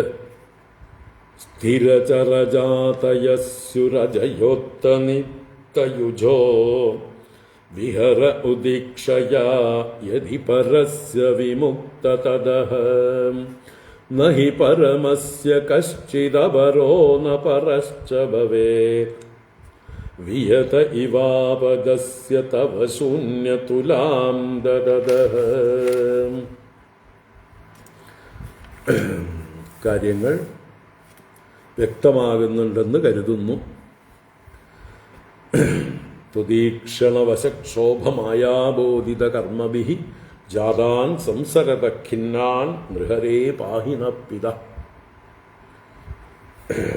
ശ്രീധരാചാര്യർ ഈ ശ്ലോകത്തിൻ്റെ സംഗ്രഹമായൊരു പ്രാർത്ഥന. തുദീക്ഷണവശക്ഷോഭമായാബോധിത കർമ്മഭിഃ ജാതാൻ, അങ്ങയുടെ ഈക്ഷണം കൊണ്ട് ക്ഷോഭിക്കപ്പെട്ട കർമ്മവാസനകൾ മൂലം ജനിച്ചവയാണ് ഈ സ്ഥിരചരജംഗമങ്ങളെല്ലാം. അപ്പോൾ ഓരോരുത്തരുടെയും കർമ്മവാസനയ്ക്കനുസരിച്ചാണ് ഓരോരുത്തരും വ്യത്യസ്തരായിരിക്കുന്നതും. അതും കൂടി ഇവിടെ പറയേണ്ടതുണ്ട്. അവിടെ ഭഗവാന് സ്വകീയൻ പരകീയൻ എന്നുള്ള ഭേദമില്ല എന്ന് പറഞ്ഞുവല്ലോ, പരനും അപരനുമില്ല എന്ന്. പക്ഷപാതമില്ല എന്നുകൂടി അർത്ഥമാണ്. പക്ഷപാതമില്ല എന്ന് പറഞ്ഞാൽ നമ്മൾ സൃഷ്ടിയിൽ കാണുന്നുണ്ട്, ചിലർ സുഖം അനുഭവിക്കുന്നു, ചിലർ ദുഃഖം അനുഭവിക്കുന്നു, അല്ലേ? ചിലർ ഭാഗ്യവാന്മാർ, ചിലർ നിർഭാഗ്യവാന്മാർ. എപ്പോഴും കഷ്ടപ്പാടുകളുടെ പരമ്പരകളാണ് ചിലർക്ക് സുഖം മേലെ മേലെ മേലെ മേലെ. അപ്പോൾ ഈ ഭഗവാന് ഓരോരുത്തരോടും സ്വകീയ പരകീയ ബന്ധങ്ങളുണ്ടോ? മമതാബന്ധമുണ്ടോ? സുഖം കൊടുക്കുന്നതൊക്കെ ബന്ധുക്കൾക്കും ശത്രുക്കൾക്കൊക്കെ ദുഃഖം കൊടുക്കുകയാണോ ഭഗവാൻ? ഭഗവാന്റെ പക്ഷപാതം കൊണ്ടാണോ സൃഷ്ടിയിൽ ഭേദം, സൃഷ്ടിയിൽ ഉച്ചനീചത്വങ്ങൾ, സുഖദുഃഖങ്ങൾ എല്ലാം വ്യത്യസ്തങ്ങളായിരിക്കുന്നത്? ഒരിക്കലും അല്ല. അവരോരോരുത്തരും അവരവരുടെ പൂർവകർമ്മവാസനകളാണ്. ഈ പ്രളയകാലത്ത് എല്ലാവരും അടങ്ങിയിരിക്കുകയാണ്, ബീജാവസ്ഥയിലിരിക്കുകയാണ്. ആ സമയത്ത് അവരവരുടെ കർമ്മവാസനകളോട് കൂടിയിട്ടാണ് അവർ ശയിക്കുന്നത്. ആ കർമ്മവാസനകൾക്കനുസരിച്ചാണ് അവർക്ക് സ്ഥിരവും ചരവുമായിട്ടുള്ള ചെറുതും വലുതുമായിട്ടുള്ള ഒക്കെ ശരീരങ്ങൾ കൊടുക്കുന്നത്. അല്ലേ? നിന്റെ കയ്യിൽ ക്യാപിറ്റൽ എത്രയുണ്ട്? ആ ക്യാപിറ്റൽ വെച്ചിട്ടുള്ള ബിസിനസ് നീ ചെയ്തോ. നിന്റെ കയ്യിൽ എത്ര ക്യാപിറ്റൽ ഉണ്ട്? ഇത്രേ ഉള്ളൂ. എന്നാ പിന്നെ നീ പെട്ടിക്കട വെച്ചോ. ഇല്ലേ? ഒരാള് തൻ്റെ കയ്യിൽ തുച്ഛമായിട്ടൊരു ക്യാപിറ്റലേ ഉള്ളൂ, തനിക്കൊരു ബിസിനസ് തുടങ്ങാമെന്ന് വെച്ചാൽ അയാൾ പെട്ടിക്കട തുടങ്ങും. ധാരാളം സമ്പത്ത് ക്യാപിറ്റലായിട്ടുള്ള ഒരാൾ വലിയ സൂപ്പർ മാർക്കറ്റോ ഹൈപ്പർ മാർക്കറ്റോ മാളോ ഒക്കെ തുടങ്ങും. അല്ലേ? അത് അവരുടെ കയ്യിലിരിപ്പാണ്. അവരുടെ കയ്യിലുള്ള ആ നീക്കിയിരിപ്പ് കൊണ്ടാണ് അവരുടെ ബിസിനസ് ഡെവലപ്പ് ചെയ്യുന്നത്, ബിസിനസ് സ്റ്റാർട്ട് ചെയ്യുന്നത്. ഇതുപോലെ നമ്മുടെ കയ്യിലിരിപ്പാണ് നമ്മുടെ ഓരോരുത്തരുടെയും ഈ ബിസിനസ്സിന് കാരണം, ഈ വ്യവഹാരത്തിന് കാരണം. നമ്മൾ ഇത്രേ സമ്പാദിച്ചിട്ടുള്ളൂ. നമ്മൾ സമ്പാദിച്ച പുണ്യത്തിനനുസരിച്ച് നമ്മൾക്ക് ശരീരവും നമ്മുടെ ചുറ്റുപാടുകളും, അല്ലേ, സാഹചര്യങ്ങളൊക്കെ ഈശ്വരൻ തന്നിരിക്കുന്നു. നല്ലോണം പുണ്യം ചെയ്തവർ, കൊടുത്തു വെച്ചവർ, അവർക്ക് അതിനനുസരിച്ചിട്ടുള്ളതായിട്ടുള്ള സാഹചര്യങ്ങളും ശരീരവും കൊടുക്കുന്നു. അപ്പം ഇതിനൊന്നും ആരെയും, ഭഗവാനെ കുറ്റം പറയണ്ട, മറ്റുള്ളവരെയും കുറ്റം പറയണ്ട, ആരെയും കുറ്റം പറയണ്ട. നമ്മുടെ കയ്യിലുള്ള കർമ്മവാസനകൾ കൊണ്ടാണ് നമ്മൾ ഈ ശരീരമെടുത്തിട്ടുള്ളത്. ജന്മമെടുപ്പതിനെന്തേ മൂലം കൃഷ്ണ, ജന്മമെടുത്തതു കർമ്മമൂലം. അപ്പോൾ ജന്മത്തിൻ്റെ മൂലം കർമ്മമാണ്. എത്രയാണോ നമ്മുടെ കർമ്മം ശേഷിക്കുന്നത് അഥവാ കർമ്മവാസനകളുള്ളത് അതിനനുസരിച്ചിട്ടുള്ള ശരീരം. അപ്പോൾ യദ്യദ്ഭവ്യം ഭവതു ഭഗവൻ പൂർവകർമാനുരൂപം. ഭഗവാനോട് പറയാം, ഐ ഹാവ് നോ കംപ്ലൈൻറ്റ്. എന്താണോ എനിക്ക് ഭവിക്കാനുള്ളത് എല്ലാം പൂർവകർമ്മത്തിന് അനുരൂപമായി ഭവിച്ചോട്ടെ, അത് മാറ്റാനൊന്നും ഞാൻ അങ്ങയ്ക്ക് പണി തരുന്നില്ല. I am not complaining. I don't want to change the situations. Let it be. അങ്ങനെ തന്നെ ഇരിക്കട്ടെ, എനിക്ക് പ്രശ്നമില്ല. എനിക്കെന്ത് വേണം? ഈ കണക്ഷൻ ഉണ്ടായാൽ മതി. ഞാനും അങ്ങും തമ്മിൽ എപ്പോഴും കണക്റ്റഡ് ആയിരുന്നാൽ മതി. സത്യം പരം ധീമഹി, സത്യം പരം ധീമഹി. അപ്പോൾ അങ്ങയുടെ ഈ ക്ഷണം കൊണ്ട് ക്ഷോഭിക്കപ്പെട്ടതായിട്ടുള്ള മായാബോധിത കർമ്മഭിഹി ജാതാൻ സംസരതഃ ഖിന്നാൻ, സംസരിക്കുന്ന ചുറ്റിത്തിരിയുന്ന ദുഃഖിതരായ നഹ ഹേ നൃഹരേ ഹേ പിതഃ പാഹി. നരസിംഹഭക്തനാണ് ശ്രീധരാചാര്യർ. അപ്പോൾ അദ്ദേഹം നരസിംഹസ്വാമിയോട് അല്ലയോ പിതാവേന്നും കൂടി സംബോധന ചെയ്യുന്നു. പിതഃ, അല്ലയോ പിതാവായ നരസിംഹമൂർത്തേ, ജഗൽ പിതാവായ നരസിംഹമൂർത്തേ, ഞങ്ങളുടെ ഖേദങ്ങളെ ഇല്ലാതാക്കുന്ന അറിവ് നൽകി അനുഗ്രഹിച്ചാലും. അതാണ് 29-ാം ശ്ലോകത്തിൻ്റെ ആശയം. 30-ാം ശ്ലോകം ജീവനും ഈശ്വരനും തമ്മിലുള്ള വ്യത്യാസവും ബന്ധവും. ജീവൻ ഈശ്വരനെ ഉപാസിക്കേണ്ടതിൻ്റെ ആവശ്യകതയും. ജീവനായിരിക്കുന്നത് എപ്പോഴാണ്? ജീവന് ഉപാധികളിൽ അഭിമാനമുണ്ടായിരിക്കുമ്പോഴാണ്. ആ പരിമിതി ആണ് അദ്ദേഹത്തിൻ്റെ എല്ലാ ദുഃഖങ്ങൾക്കും കാരണം. അപ്പം തൻ്റെ ജീവത്വം പോയാലേ, എന്ന് വെച്ചാൽ തൻ്റെ പരിമിതികളെല്ലാം താൻ അതിക്രമിച്ചാലേ തൻ്റെ ദുഃഖങ്ങൾക്ക് ശാന്തിയുള്ളൂ. അപ്പോൾ അതിനിപ്പോൾ എന്താ ചെയ്യുക?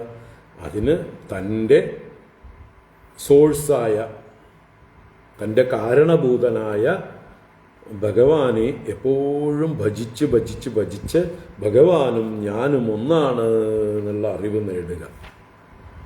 ആ അറിവ് ഉറയ്ക്കുന്നത് വരെ, ഭേദബുദ്ധി പോകുന്നത് വരെ ഭജനം തുടരുക. അതാണ് ഭക്തി എന്ന് പറയുന്നത്. ഭക്തിയുടെ ആവശ്യകത അവിടെയാണ്. മോക്ഷസാധന സാമഗ്രിയാം ഭക്തിരേവ ഗരീയസി. മോക്ഷത്തെ സാധിച്ചു തരുന്നതിൽ സാമഗ്രികളിൽ വെച്ച് ഏറ്റവും ഗൗരവമേറിയത്, ഏറ്റവും പ്രധാനപ്പെട്ടത് ഭക്തി തന്നെയാകുന്നു. സ്വസ്വരൂപാനുസന്ധാനം ഭക്തിരിത്യ അഭിധീയത്തെ. സ്വസ്വരൂപത്തെ നിരന്തരം വിചാരം ചെയ്യുന്നതാണ് ഭക്തി. ഇവിടെ ഭഗവാനെ ഭജിക്കുക എന്ന് പറഞ്ഞാൽ സ്വന്തം സ്വരൂപത്തിലേക്ക് നോക്കുക എന്ന് തന്നെയാണ്. തൻ്റെ സ്വരൂപം ഭഗവാന്റെ സ്വരൂപം തന്നെയാണ്. അപ്പം എങ്ങനെയാണോ വേഴാമ്പൽ വെള്ളം കുടിക്കാൻ മഴയ്ക്ക് വേണ്ടി പ്രാർത്ഥിച്ച് മുകളിലോട്ട് നോക്കിയിരിക്കുന്നത്,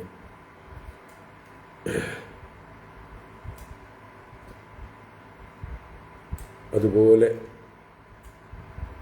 ആ ഭഗവാന്റെ കാരുണ്യവർഷത്തിന് വേണ്ടി നമുക്കും വേഴാമ്പലിനെ പോലെ ഭഗവാനിലേക്ക് നോക്കിയിരിക്കാം. ഭഗവാന്റെ കാരുണ്യ മഴ പെയ്യട്ടെ, നമ്മുടെ ദാഹം ശമിപ്പിക്കാൻ, നമ്മുടെ ദുഃഖങ്ങളെല്ലാം ശമിപ്പിക്കാനായിക്കൊണ്ട്. അപരിമിതാ ധ്രുവാ തനുഭൃതോ യതി സർവഗദാഃ തർഹി ന ശാസ്യതേതി നിയമോ ധ്രുവനേതരഥാ അജനിചയന്മയം തദവിമുച്യ നിയന്ത്രഭവേത് സമമനുജാനതാം യദമതം മതദുഷ്ടതയാ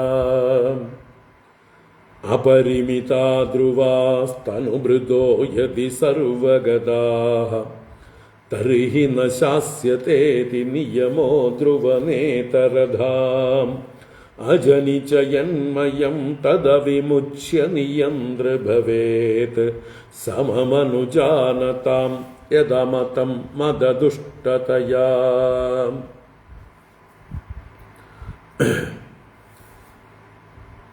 ഭഗവാനെ സംബോധന ചെയ്യുന്നതാണ് ധ്രുവ എന്ന രണ്ടാമത്തെ വരിയിൽ.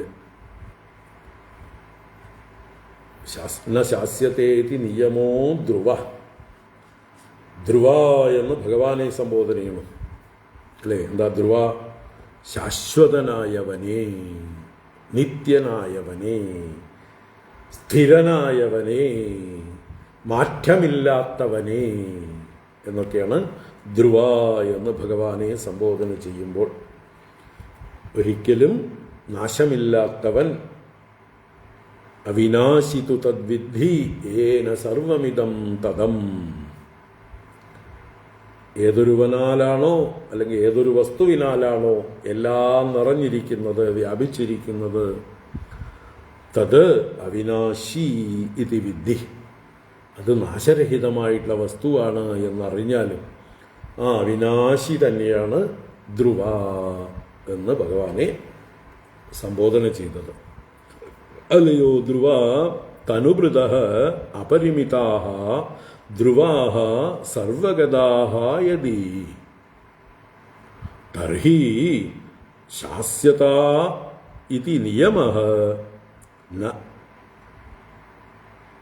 ഇതരദാ ന. അപ്പോൾ തനുഭൃതഃ, തനുഭൃത്തുക്കൾ, ശരീരം ധരിച്ചിരിക്കുന്നവർ, ജീവന്മാർ എന്നർത്ഥം. അപ്പൊ ജീവന്മാർ അപരിമിതാഹ, പരിമിതിയില്ലാത്തവരാണ്, അസംഖ്യമാണ്. അനേക ജീവന്മാർ ഓരോരുത്തരും വ്യത്യസ്തരാണ്, ഭിന്നരാണ്, സ്വതന്ത്രരാണ്. അല്ലാതെ ജീവന്മാർ തമ്മിൽ ഐക്യമില്ല എന്നാരെങ്കിലും പറയുകയാണെങ്കിൽ ഈച്ച് ജീവ is independent individual. They have no connection with others or Ishvara or Jagat എന്ന് കരുതുകയാണെങ്കിൽ അർത്ഥമാണ്. അപ്പോൾ തനുഭൃത അപരിമിതാഹ, ഓരോന്നും ഓരോ ജീവന്മാരും സംഖ്യയില്ലാത്തവരും, ധ്രുവാഹ അവരും ശാശ്വതരാണെങ്കിൽ, ജീവന്മാർക്ക് നാശമില്ല, ജീവത്വം നിത്യമാണ് എന്നാരെങ്കിലും പറയുകയാണെങ്കിൽ, അല്ലേ? ആണോ? ജീവത്വം നിത്യമാണോ? ജീവത്വം അജ്ഞാനം കൊണ്ടുണ്ടായതാണ്. അജ്ഞാനം നശിക്കുന്നതോടുകൂടി ജീവത്വവും നശിക്കുന്നു. പിന്നെന്ത് ബാക്കിയാവുന്നു? ജീവത്വം എന്ന് പറഞ്ഞാൽ ഉപാധിയിലുള്ള അഭിമാനമാണ്. അത് അഴിഞ്ഞു പോയി കഴിഞ്ഞാൽ പിന്നെന്ത് ശേഷിക്കുന്നു? നഗ്നനായിരിക്കുന്ന ഞാൻ ശേഷിക്കുന്നു. നഗ്നനാവുമ്പോൾ ഞാൻ ആരാവുന്നു? എൻ്റെ ഉപാധികളെല്ലാം അഴിച്ചു കളഞ്ഞു കഴിഞ്ഞാൽ ഞാൻ ആരാവുന്നു? ജാതി നീതി കുല ഗോത്രദൂരകം നാമരൂപഗുണദോഷവർജിതം ദേശകാല വിഷയാദിവർത്തിയത് ബ്രഹ്മ തത്വമസി ഭാവയാത്മനി ചിദാനന്ദരൂപ ശിവോഹം ശിവോഹം ന ജീവോഹം മനോബുദ്ധ്യഹങ്കാര ചിത്താനി നാഹം ന ച ശ്രോത്രജിഹ്വേ ന ച ഘ്രാണനേത്രേ ന ച വ്യോമഭൂമിർന തേജോ ന വായുഃ ചിദാനന്ദരൂപ ശിവോഹം ശിവോഹം ന ജീവോഹം. ഇത് ഉറപ്പിക്കണം. അപ്പം അങ്ങനെ ആരെങ്കിലും വാദിക്കുന്നവരുണ്ടെങ്കിൽ സാഖ്യന്മാരെയാണ് ഇവിടെ ഉദ്ദേശിക്കുന്നത്. ഈ ഓരോരോ ശ്ലോകത്തിലും ഓരോ മുമ്പ് പറഞ്ഞ ഓരോ ദാർശനികന്മാർക്കുള്ള തിരിച്ചടിയാണ്. അവരുടെ സിദ്ധാന്തങ്ങളെ എന്താ പറയുക, പൊളിച്ചടുക്കുകയാണ്. നിങ്ങളുടെ സിദ്ധാന്തങ്ങൾക്കൊന്നും വിചാരം ചെയ്യുമ്പോൾ നിലനിൽപ്പില്ല. നിങ്ങളുടെ വിചാരം ചെയ്യൽ മതിയാക്കി ശാഠ്യം പിടിക്കണം. ഇത് മതി, ഇത്രയും മതി, ഞങ്ങൾ പറയുന്നത് മതി, ഞങ്ങൾ പിടിച്ച മുയലിന് കൊമ്പ് 3 എന്ന് ഓരോ തത്വചിന്തകന്മാരും ഓരോ ദാർശനികന്മാരും, നൈയായികന്മാർ, വൈശേഷികന്മാർ, സാഖ്യന്മാർ, യോഗികൾ, പൂർവമീമാംസകന്മാർ, ഇങ്ങനെ ഓരോരുത്തരും അവരുടെ വാദം ശാഠ്യം പിടിച്ചു നിൽക്കുമ്പോൾ അതിനെ തകർത്തെറിയുന്ന വാദങ്ങളാണ് വേദത്തിൽ തന്നെ ഉള്ളത്. പക്ഷെ ആ വേദത്തെ വേണ്ട പോലെ അവർ വിചാരം ചെയ്യുന്നില്ല.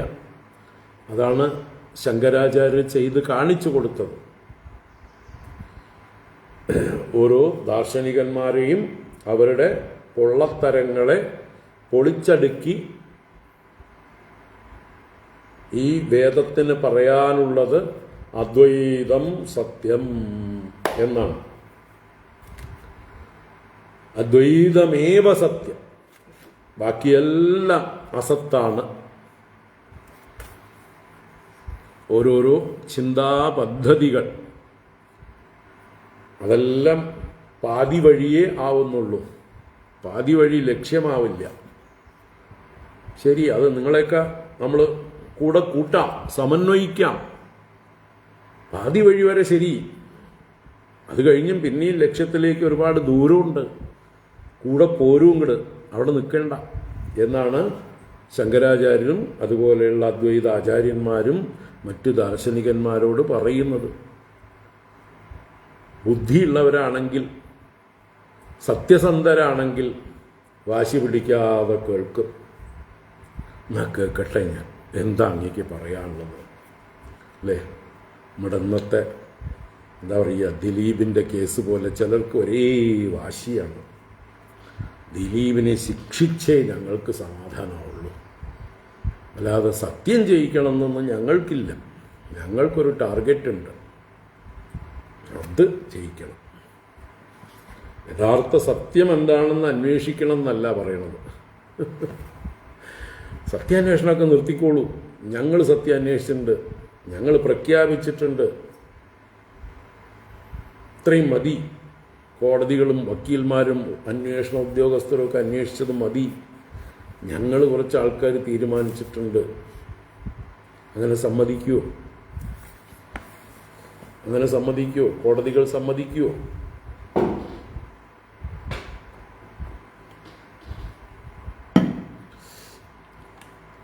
എത്ര തന്നെ ആളുകൾ ഒന്നിച്ച് നിലവിളിച്ചാലും അതാണ് ഭൂരിപക്ഷം.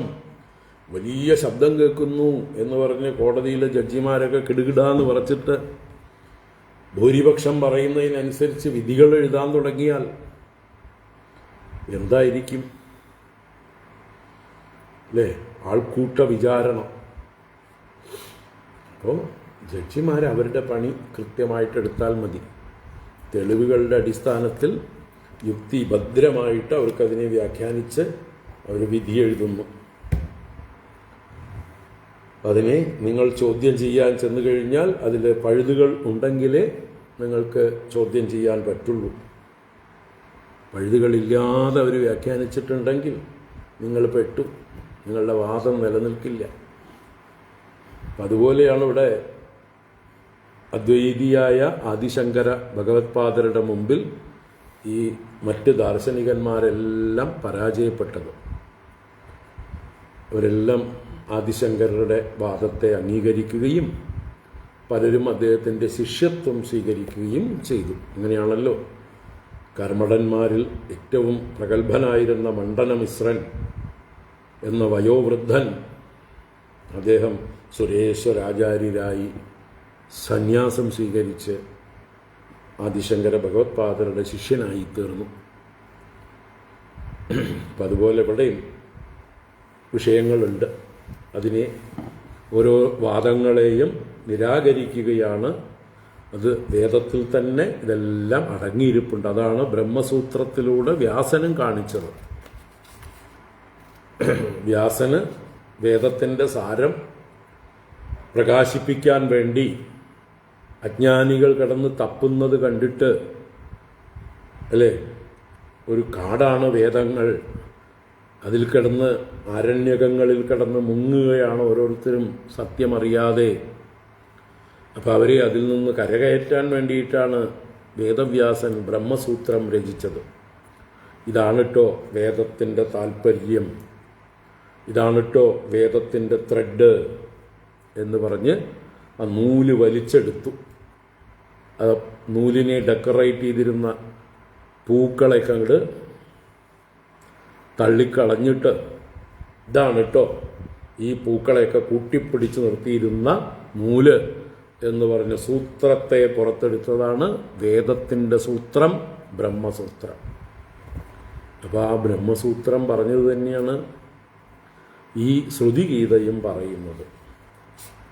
അപ്പോൾ തനുഭൃതഃ അപരിമിതാഃ ധ്രുവാഃ സർവഗതാഃ യദി, സർവഗതാഃ സർവത്ര ഗതാഃ, എല്ലായിടത്തും വ്യാപന ശക്തിയുള്ളവരൊക്കെയാണ് എങ്കിൽ തർഹി അപ്പോൾ ശാസ്യത ഇതി നിയമഃ ന.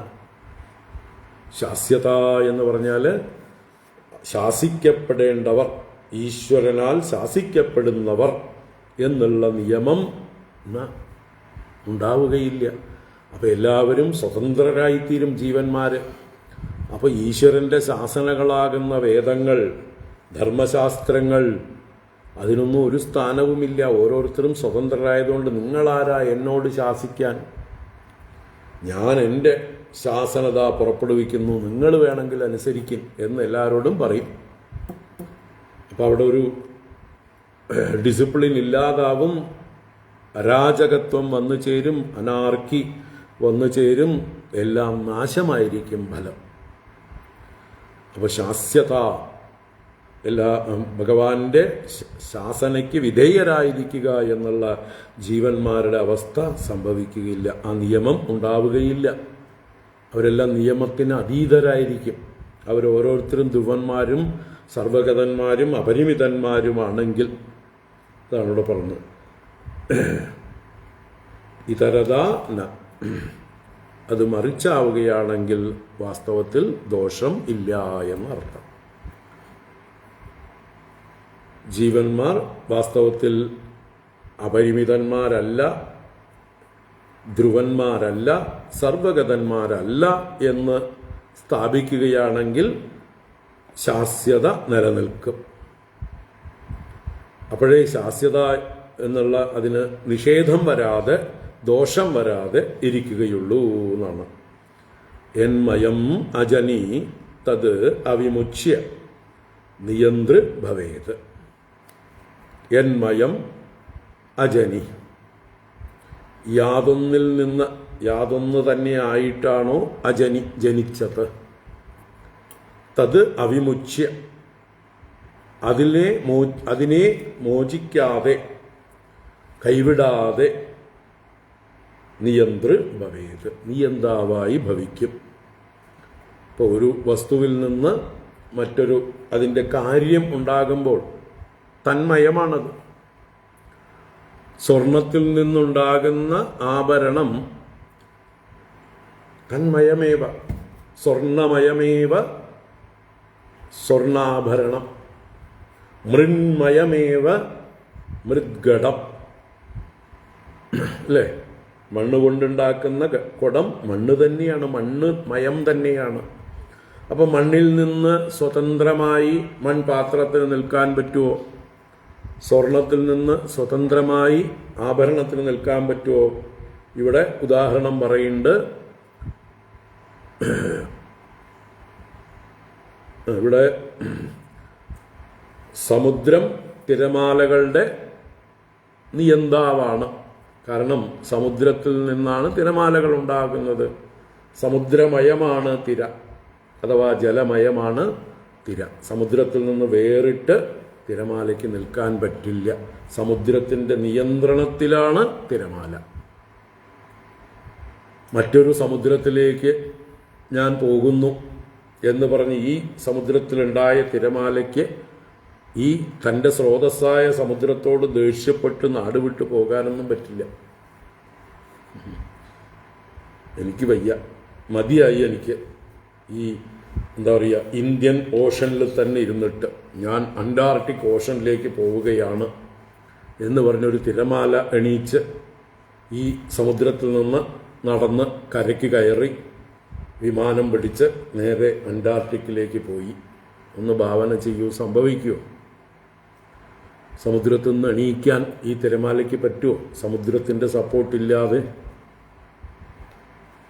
അപ്പോൾ സമുദ്രത്തിൽ നിന്നുണ്ടായ തിരമാല സമുദ്രത്തെ ആശ്രയിച്ച് തന്നെയാണ് നിൽക്കുന്നത്.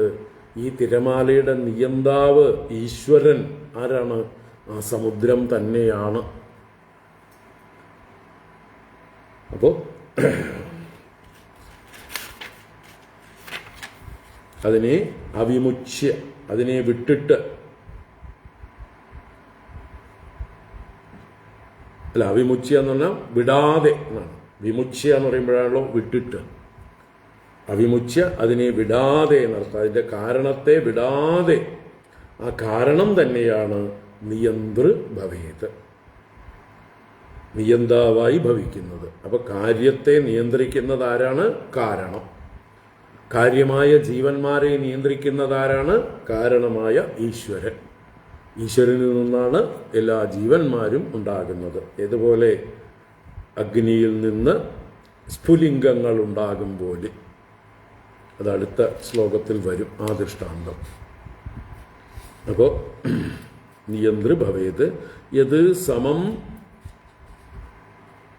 മതദുഷ്ടതയാ അനുജാനതാം അമതം. യത് സമം, ഏതൊന്നാണോ എല്ലാറ്റിലും സമമായിരിക്കുന്നത്. യത് സമം, സർവവ്യാപകമായി എല്ലാറ്റിലും സമമായിരിക്കുന്ന വസ്തുവുണ്ടോ അത് മതദുഷ്ടതയ. മതദുഷ്ടതയ മതിദുഷ്ടതയ ഏവ, അറിവ് ദുഷിച്ചത് കൊണ്ടാണ്. മതം അറിവാണ്, മതി ബുദ്ധിയാണ്. അപ്പൊ മതി ദുഷിച്ചത് കൊണ്ട് മതം ദുഷിച്ചതായിരിക്കുന്നു. ബുദ്ധി കെട്ടതുകൊണ്ട് അറിവ് പരിമിതമായിരിക്കുന്നു, അറിവ് ദുഷിച്ചതായിരിക്കുന്നു. അപ്പൊ ജ്ഞാനദോഷമാണ് മതദുഷ്ടത. അല്ലേ? നമ്മുടെ ചുറ്റുപാടും ധാരാളമായിട്ട് കാണുന്നുണ്ട് മതദുഷ്ടത. എന്താണ്? അറിവില്ലായ്മ, അറിവ് ദുഷിച്ച അറിവ്. അല്ലേ? അന്യനെ വെടിവെച്ച് കൊല്ലാൻ തോന്നിക്കുന്ന അറിവുകൾ, ബോംബ് വെച്ച് തകർക്കാൻ തോന്നിക്കുന്ന അറിവുകൾ, വിഷം കലക്കി കൂട്ടത്തോടെ ആളുകളെ കൊല്ലാൻ തോന്നിക്കുന്ന അറിവുകൾ, വാഹനം, വലിയ വലിയ വാഹനങ്ങൾ ആൾക്കൂട്ടത്തിലേക്ക് ഇടിച്ചു കയറി കൊല്ലാൻ തോന്നുന്ന അറിവുകൾ. ഇതൊക്കെ എന്താണ്? മതദുഷ്ടത. ബുദ്ധി കെട്ടുപോയി, അറിവും കെട്ടുപോയി, ഉപദേഷ്ടാക്കളും കെട്ടവരായിപ്പോയി. ഇവർക്കൊക്കെ ഉപദേശം കൊടുക്കുന്ന അവരുടെ മൂലഗ്രന്ഥവും അതിനെ വ്യാഖ്യാനിക്കുന്ന പുരോഹിതരും പണ്ഡിതരെന്ന് പറയുന്നവരും ഒക്കെ മതികെട്ടവരാണ്. ആ മതിയുടെ ദോഷം മതദോഷം. ആ മതദോഷം കൊണ്ടാണ് ഈ ലോകത്ത് ഇത്രയും പ്രശ്നങ്ങൾ, സംഘർഷങ്ങൾ. ഏത് രാജ്യത്തും പ്രശ്നങ്ങളാണിപ്പോൾ. എവിടെയാ പ്രശ്നമില്ലാത്തത്? എവിടെയൊക്കെ ഈ ക്യാൻസർ ഉണ്ടോ അവിടെയൊക്കെ ഉണ്ട് പ്രശ്നം. മതദൂഷണം. ഇപ്പം മതദുഷ്ടതയാ, എല്ലായിടത്തും സമമായിരിക്കുന്ന വസ്തുവിനെ ബുദ്ധി കെട്ടുപോയതുകൊണ്ട് വേണ്ട പോലെ അറിയുന്നില്ല. അനുജാനതാം അമതം. അമതം എന്ന് പറഞ്ഞാൽ അവർക്ക് വേണ്ട പോലെയുള്ള അറിവില്ല, അറിയാൻ കഴിയുന്നില്ല. അനുജാനത, ഞങ്ങൾക്ക് അറിയാമെന്ന് ഭാവിക്കുന്നവർക്കും എന്നാണ് ഇവിടെ അനുജാനത എന്നുള്ളത്. അറിയാമെന്ന് പറയുന്നവർക്കും എന്നാണ്. അപ്പോൾ സ്വയം അറിയാമെന്ന് പറയുന്നവർക്കും ഈ കാര്യം മതം അവർക്ക് അറിയുന്നില്ല. അപ്പോൾ ഉപനിഷത്തിൽ ഇതൊക്കെ പല മന്ത്രങ്ങളിൽ പല രീതിയിൽ വിസ്തരിച്ചിട്ടുള്ള കാര്യങ്ങളാണ്. ഇവിടെ സംഗ്രഹിച്ച് അവതരിപ്പിക്കുകയാണ് ശ്രുതിഗീത. നമുക്ക് ഈ ശ്ലോകം മനസ്സിൽ ഇരിക്കട്ടെ എല്ലാവരുടെയും. അടുത്ത ക്ലാസ്സിൽ തുടങ്ങുമ്പോൾ ഇത് വിസ്തരിച്ചിട്ട് പോകാം. സമയം ഒരുപാട് വൈകി. ഓം കായേന വാചാ മനസേന്ദ്രിയൈർവാ ബുദ്ധ്യാത്മനാ വാ പ്രകൃതേ സ്വഭാവാത് കരോമി യദ്യത് സകലം പരസ്മൈ നാരായണായേതി സമർപ്പയാമി. ഓം ശാന്തി ശാന്തി ശാന്തി. ഹരി ഓം. ഇപ്പോൾ ഇനി ഭാഗവത ജ്ഞാനഗംഗ 30-ാം തീയതിക്ക് ശേഷം നോക്കാം. ഹരി ഓം. സപ്താഹം നോക്കാം. എല്ലാവർക്കും പിന്തുടരാം. നാരായണ. ഹരി ഓം. എല്ലാവർക്കും വിശന്ന് കാണും. അതോ കൂട്ടത്തിൽ ഭക്ഷണവും കഴിക്കുന്നുണ്ടോ? ആരൊക്കെ കഴിക്കണമെന്നറിയില്ല. ഹരി ഓം.